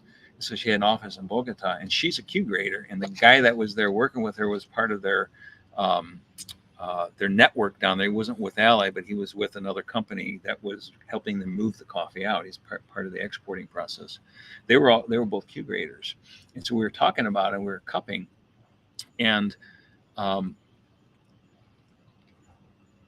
at the end of the cupping, we actually shared our scores with everybody. And I was like between a quarter and maybe 3/4 of a point off from some of their scores. And there were some that they had that they were like top notch, that I was like, this would not go into my shop. There's no way I wouldn't do it. It's just not unique enough to me. Yeah. And so we started talking about the Q grading, like, well, how long have you been doing this? I go, at that time, it was probably 15 years, 14 years or something. I go, you don't need a Q grader's license. I think you're doing good as it is. And that kind of justified it for me for not doing it, because I really don't have a need. It's kind of one of those things where you can tell somebody, yeah, I'm a Q grader, but plus you got to go retest like every 3 years or 4 years. I think. It's like $1,000 or something. I think so. Yeah. I'm like, and then they only give you a trip to Guatemala. Yeah. And if you do the Q program so part of the Q certifications that you can have CQI, or CQI can have you grade coffees. I think it's only $20 a coffee. To have it done, yeah. No, that's the fee they pay you to grade a coffee. Oh, gotcha. And I'm like, well, God, that's a lot of work for $20. Yeah. I don't know if that's worth my time. Trying to recoup $1,000, that's a lot of $20 bills. Yeah. I don't know, man. So Brian wants to know, how many kilos do you roast per batch? Typically, it's somewhere around 4, which is that's what 1 kilos. Oh, 4 kilos. Okay. So that's what that's probably 8 to 9 pounds. Yeah, 8.5 pounds or so. Yeah, so I usually top it out between 8 and 10 pounds because I have a 5 kilo roaster. I have a 5 kilo roaster, so it's all small batch. But I found that the airflow in my roaster is better if I keep the drop a lot lower. It gets better airflow, so it's a little bit more even on the roast. Yeah. But it also depends on the size of the bean because if you have smaller beans, you can go a little bit larger batch on it because of the mass. But typically, I keep it around 10 pounds tops. Because what's 5 kilos? Like 11 point something, I think. 5 kilos is 10, 11 pounds. Yeah, 11 pounds. Roughly, yeah. Because it's 2.2 pounds per kilo. But they say on these roasters, any roaster, you can go 25% plus over the recommended batch size, and I'm like, that's a lot. I don't know about that. I know I would. I usually find that 60% of the stated roast volume is the ideal. I learned my lesson once about overloading my roaster. What happened? Fire department came. Oh my gosh, really? Yeah. This is not here. This is at the other place I went, the restaurant I was telling you about. So I'm in there roasting coffee in the morning. This is like 8:30 in the morning, and right before they open. And I'm roasting coffee, and I think it was a Sumatra, if I'm not mistaken. I was doing Sumatra at the time, and those are bigger beans. And I overloaded it by accident. I misweighed it, and it was only over maybe by a pound or pound and a half. And it just wasn't getting enough airflow. And all of a sudden, I could see the smoke starting to come out of, and where the external exhaust is on the top of the roaster is where a lot of the chaff goes to first. It's close, but it's open. There's a gap around where the plate is, and the smoke started coming out of there. I'm looking at it, I'm going, that's weird. That's never happened before. And so I went and I looked at it, and I could see inside the little view hole that it was darker than it should be. And then I took the thing out for the trier, and the beans were like smoldering. They weren't on fire, but they were smoldering. And I'm like, I think I need to purge this batch. Oh God! And so I purged it, and all this smoke is pouring out. It's pouring out, and I'm like, ooh. So I just kind of let it do its thing. I opened up the doors, the front door and the back door. Less than 5 minutes later, fire department shows up. Someone called because there was smoke. The way that the building roof was angled, the exhaust was back here, and the top of the peak was here, and all they could see was all this white smoke coming out from behind the building. I thought it was on fire, so I called the fire department. And what made it worse, so there were 2 engines that showed up, and a minute later, the EMS showed up, and the cop walks in the back door, and he's like, "Is everything okay?" Because I'm just like standing there, like it's nothing, just another day, and I'm like, "Oh, hi," and he goes, "Everything okay?" I go, "Yeah, what are you doing here?" He goes, "Well, somebody called and said the building was on fire." I'm like, "What?" And so I'm going out, I'm looking around, I'm going, "There's nothing." He goes, "No, there's nothing on fire. But what's going on?" And I said, I kind of burned a batch of coffee, but it's under control. And he's like, "Oh," and this time the fire guys are coming in through the front door. They're in their gear and all this. And I'm going, "Sorry." And he goes, the head guy goes, So there's no fire, nothing's wrong. I'm like, "No." He goes, "All right." He goes, "We'll just keep this between us." He didn't report it or anything because they're supposed to like report it to somebody, and if there's something like that happens, they like bill you for the time. That's what I was wondering. Yeah. And I never heard anything about it, but I told the owner of the restaurant just in case it ever got back to him. He's like, "Never." Sorry. Is that the only fire? Oh, that was the only time that happened. I get chaff fires. I get you. That happens all the time, but I mean, that's contained because it's in the bottom there. But it usually happens if I'm doing a natural, which has more chaff. If I do 2 in a row, it's the max I could usually do, and then I shut the roaster down, let it cool briefly, and I suck all the chaff out. I vacuum it out so we don't have any problems. But on occasion, it just does. Sometimes it goes a little hotter than normal, and I can start to smell. It smells like wood burning. Yeah. A fireplace, and I'm like, oops. Okay, let's just let this ride through, and let it finish out, and we're good to go though. That happens on average. Every couple of roasts. Okay. Happens, on my roaster, we've got I have an external chaff collector. Mm. Right, so it comes out of the roaster, goes to the chaff collector, then goes out. And I'll get fires in the chaff collector, and I just kind of let it burn. Like, that's all right.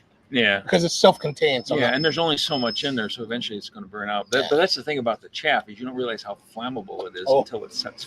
Mm. So you never had like a serious fire? No, thank God, no. I've had 2, and you know how like when you're like you've traveled, right? Mm. So you leave your shop and your staff runs everything. And so I remember when I first started in business, I would go places and like staff would call for whatever reason. And I would always be like, oh my God, what's on fire? What's on fire? Did the building burn down? Right? They're like, no, everything's fine. So one year I was on a trip, a long one, like maybe like 2 weeks or so. And I come back and my manager, who was our roaster also, she's like, just want to let you know, we had a fire. I was like, what? And this is after you came back. Yeah, it was after I came back. And I was like, what happened? She's like, well, it caught fire and like we put it out and I repainted all the equipment. And I was like, oh. And I said, well, you know what? She said, I took care of everything. I didn't want to call you. I said, you know what? If there really is a fire, it's okay to call. Like, I don't mind you calling me for that. That's what you can call. It's kind of a good thing to know. Yeah, but she was totally capable, so I didn't really have any worries. And we moved to our new roastery location in 2017. At the end of 2017, I moved to a new roaster facility. Pre-plague. And so I built everything out and was ready to go by February of 2018. And like, you've got, so on Tony's roaster, he's got this PID controller that beeps when it reaches a certain set temperature. 370. And you're like, okay, I got to be. So one day I'm roasting and I'm packaging the bags. I lose total track of what's happening. And I turn around and I look and the roaster is at 350 degrees. Oh boy. Celsius. I roast in Celsius. Oh wow. So 350. Oh, so we're like at 600, something like that. Holy shit. And I'm like, shit. And I totally like spaced on it. I'm like, what am I going to do? So I killed the flame. And what do I have to do? What you're supposed to do, it's all contained. So you kill the power. Just leave it go. And you let it go until it cools. Yeah, because eventually it'll just Well, burn this itself. dummy, I got to get it out. We got to save the coffee.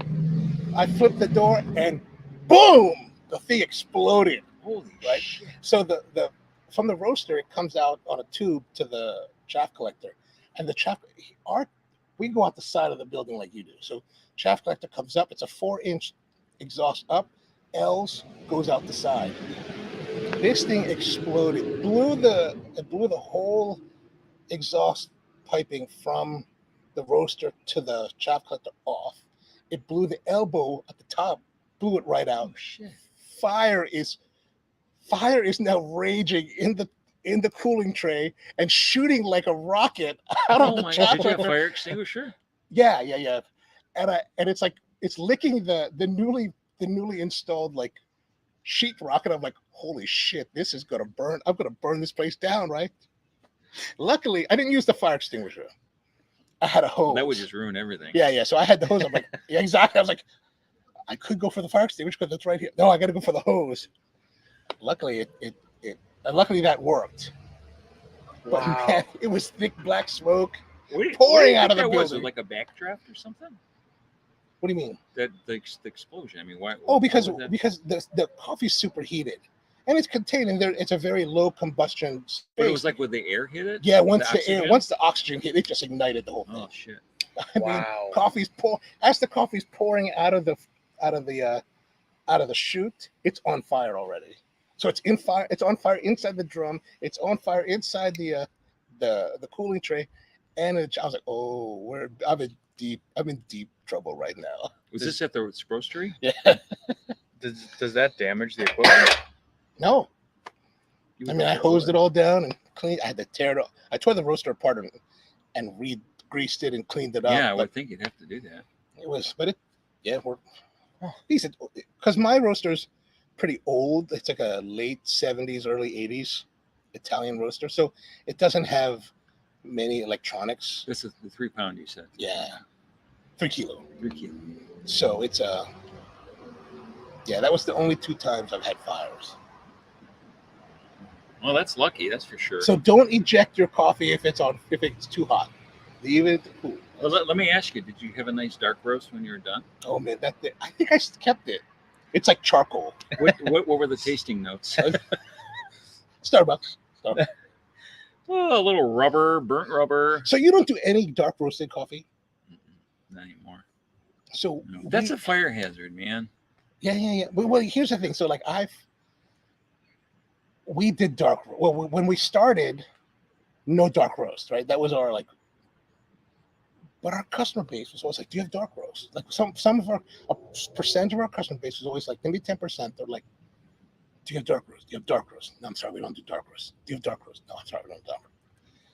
And so one day, again, I lost track of what I was doing. Wow, we have a dark roast. So my let's say my average drop temperature is 200, let's say 212 Celsius, right? Which is the 215 is probably about 420. Right, so somewhere between there. So you like drop it at 420. Well, for the medium City Plus roast. You drop it that high? Yeah. And so on my roaster, one time I just lost track of what I was doing, and it was at 224, and I was like, oh shit, like I gotta stop. That's like deep, and it was dark. But like I found that on our roaster, if we're starting at 215 Celsius and we finish it at 230, it's got a nice dark roast that has just a slight amount of char. But I had this coffee, right? This whole batch of coffee. And it became a question of like, do I throw it out? Yeah, because or it has utilize some sort it of somehow. Value, right? Yeah, and so you sell it to Starbucks. I tasted it, and it was all right. It wasn't terrible. It was just dark roasted. And so I brought it to the shop, and someone came in like, "Do you have dark roast?" Yeah, we'd like some. Happy accident. People loved it. The people who like dark, they love that stuff. So we would roast a little bit every roast. Years ago, before I got into these specialty micro lots, I did a dark roast, and I used to do like a blend. This was like, I think probably maybe the first year I was over there. I hadn't really opened the shop yet. I was still doing the markets. I did have a dark roast blend. This is before I got into the more exotic coffees. It was a good seller. But, again, to me, it was like dark. It's like all body. And I like more variance in there because it's like they all really start to taste the same at that point. There is a way, as I understand, I've never done it. There's a way to dark roast with a really high quality coffee like we have, where you still have like a second layer of fruit underneath there. Yes. And I know people that have done this before, but it's like you got to be real careful. You got to really know what you're doing. And like I don't think I want to accidentally ruin really good coffee while trying to achieve this, because I don't think any of my current customers would be like, yeah, I like that. Okay. I don't think so, because they're all used to these very, very vibrant coffees. That's why I come to you, is because of that. Yeah. So it's like it's totally a different crowd. I probably gain a new customer base by doing that, and then just have the wall full of syrups too. Well, no, since I started doing that, I did learn how to roast it to get that nice. Because we use the regular coffee that we would normally use and just take one and roast it darker, and you can actually taste the difference between, let's say, like a Starbucks dark roast or any of the local companies darker, because they're just using premium coffees. Yeah, only original. And you can get some nice nuance that's a subtle undertone. And then we would hit our customers that wanted it by the cup. We would hit them double, because it was like, can we get a dark roast? Sure, not a problem. And then we wouldn't brew it. Double your brew? No, we would actually brew it in the French press to give them that extra the kick, vibrance. And so I was like, oh, okay. And they loved it. They're like, oh, we love it. I was like, all right, great. $5. Thank you. $5. $5 for a cup of pseudo char. They loved it. They loved it. Let's see here. So Brian wants to know, is Italian espresso considered dark or medium? I think it's usually dark because it's very, very heavy. Yeah. Yeah. Yeah, definitely. I would say that most Italian roasts definitely go beyond the City Plus range. That's kind of like the Ely range. They do a lot of that with that darker stuff. Yeah. I just had some Ely over the weekend because we were at the place we were staying. My friend has a little Breville cake Nespresso machine, and so he had these the Ely pods for the Nespresso, and I was like, I'm going to try it. Yeah. Dark. Yeah. You wouldn't like it. It was coffee. Sort of coffee. It was like I used the lungo setting, so it's like as it's coming out towards the end, it has this really like. Have you seen Arabic coffee? Yeah. Like real Arabic. Like the air brick. The super but the super light. So true Arabic coffee is, it's a light roast, but I thought it was dark. I thought that was no, that's Turkish. Oh yeah, okay. Arabic that they make in the Della, that big like brass. I'm thinking of the Ibrick with the sand. Oh yeah, no, that's Turkish. a dark one. That's Turkish. But that's with the ground. The traditional Arabic coffee, it's like in Celsius, it's like 165. Wow. So it's like 250, 240. So if you can imagine, like basically when you get to the point of it getting that hay aroma as it's changing color and it's going through that yellowing phase. That's what's kind of grassy and it's starting to get so like toasty. Right, if you took it like right to the edge. So when it goes from yellow, it starts to roast. That's when they stop. But they do it over a longer period. Right. So instead of like where we would get to that point in like 5 to 6 minutes. That's the drying phase. Yeah. So they extend that out. Yeah, they would get to that point like I think 15 minutes. So they would extend the roast. Wow. And then stop. And then they're also very very much into natural coffees out there in the Middle East. So it's kind of fruity but grassy. Do they drink it black though? Well, it's not black. It's like tan. Well, I mean, do they put milk or anything? No. Well, they put cardamom and saffron, and they boil it. Yeah. And then they pour it in these little cups, and it's a very, very green tasting. It's very different. Very. I don't think I've ever had it. Yeah, I was kind of freaked the first time, but it grows on you. When I was in Jordan, all they had was Turkish coffee. Oh, okay. And so it was just everywhere you would go, it would just be the sand with the little e-brick.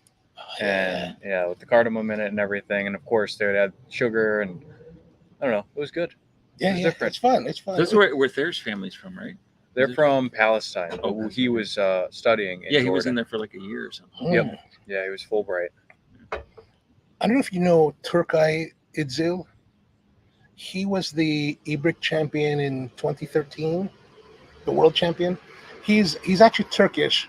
He lives now in New Orleans with his wife, and they have a company called STC, Specialty Turkish Coffee, and they have these really nice quality e-bricks that are super, they got a lot of weight to them. They've got good balance, and he kind of taught me his technique for Turkish coffee making and using like our levels of coffee, and you can make really pretty coffees. Really? Yeah, with the e-brick, you just kind of like you see these guys on doing the e-brick, and they'll so the sand come up over it right, boils over. The sand is like there's a heater under the sand, right?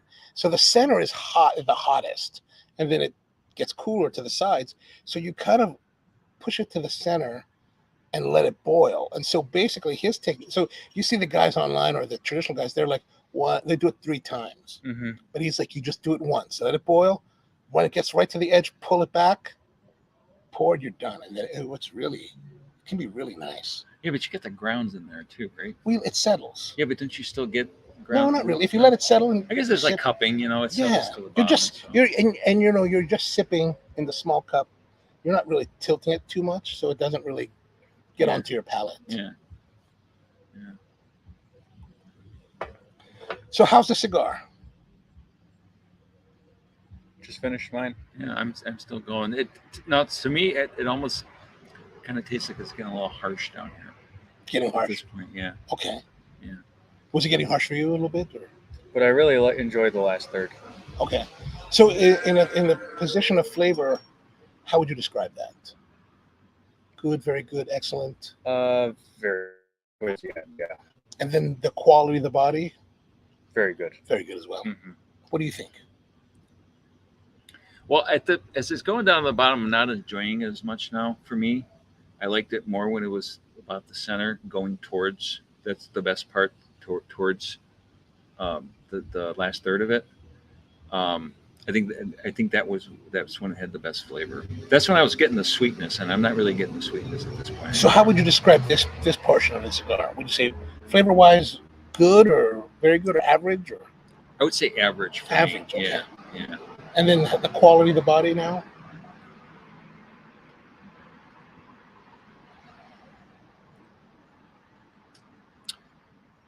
I would probably put that, if I could say, average. Very good. For body, yeah. Okay. I mean, it's not terrible. It is definitely not terrible, but it's not. I don't enjoy it as much as I did the second half of it. Fair enough. Yeah, but it is good. I do like it.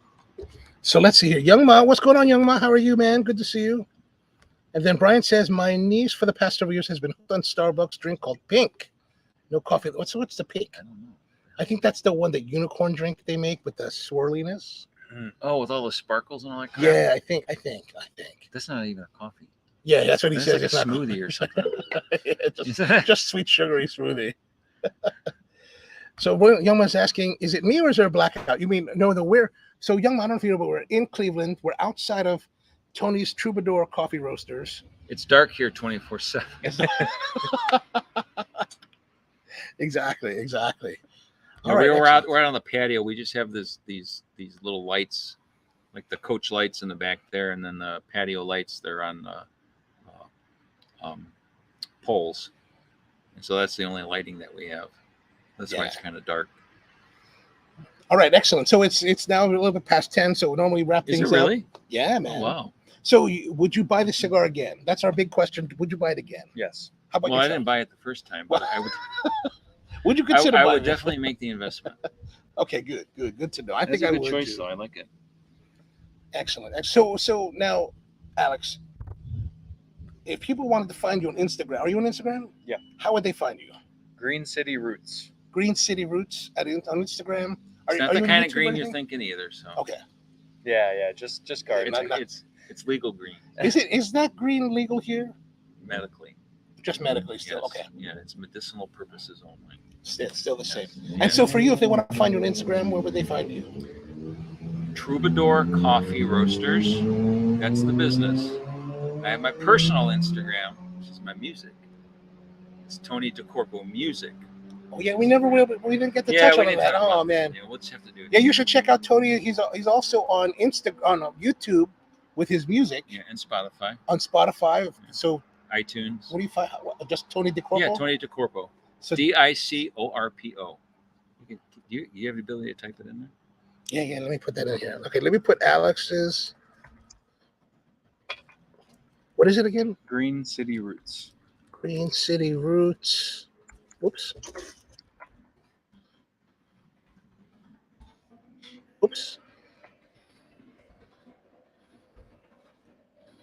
MacBooks and the tiny keyboards. I know.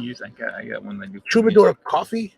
Troubadour Coffee Roasters, and just like up on the window, Troubadour Coffee Roasters. And then the music is on Instagram and on IG and Spotify. Yeah. Spotify. Oops. I think so is it Tony DiCorpo on all of them? It's Tony DiCorpo Music on Instagram. Okay. And then if you just search my name on Spotify or iTunes, just Tony DiCorpo, it'll come up. Okay. Spotify. I'm the best looking guy on there. I got a nice Panama hat that I'm wearing from I got Colombia. Not cheap either. I have to add that. Which one did you get? It's one of those Ecuadorian made ones. Yeah, no, these are actually handmade in Medellin. Oh. And it's straw. Yeah, yeah. It's a fine straw. It's not the finest, because the finest are like $1,000 and better. I didn't want to make the that kind of $400 fine. But this was like probably about a $250 hat. Oh yeah, nice. Yeah, but it's that kind of off white, not quite cream, Mm-hmm. but it's an off white with a black band on it. And I bought it at the store, and the guy fitted me and everything, and he Very cool. then he steamed it and to get the brim to to do that nice little. Did you get the box for it? Yeah. Oh. Yeah, but I wore it on the plane, man. That's excellent. I'm like, this is my souvenir. Yeah, I got one made in. It was woven in Ecuador, from the Matafino, I think it's called. Yeah, a lot of them are like that, and then they're finished somewhere. Yeah, then finished. I got it from a hat place actually in Hawaii one year, and they blocked it and did the whole steaming. It was really, they're nice hats. I went to the same store the Pope went to when he was there. Oh, they had a picture of him with the same fedora on the wall. They're like really, Francis. Yeah, they're like really proud of it too. It was like a big deal. Oh, that's there. Excellent. They fitted him and everything. It was really cool. Was he the Pope at the time? Or? Yeah. Oh, okay, yeah. Okay. Oh, that's excellent. Yeah, I mean, I think he went there in the mobile Pope mobile and everything. That's brilliant. Guards and all that. All right, great. So we're going to sign off now. Thanks for tuning in. Back again to Baltimore next week for the live stream, of course, always on Thursday night at 8. All of you guys know that. And then I don't know if you guys come to Baltimore ever, but like on August 20th, we're having a big kind of party at the roastery to celebrate the 100th episode. Oh, cool. Even though this is the 104th episode, we were supposed to do this on July 2nd, which would have been the 100th, but after my trip to Brazil, I got COVID and we had to push it back. Oh, yeah, it sucks. Yeah. So, well, thanks for tuning in. Yeah. See you guys. Hope you guys have a great one. The Pope's white smoking hat. Yes, absolutely. All right. See you guys later. Have a great one.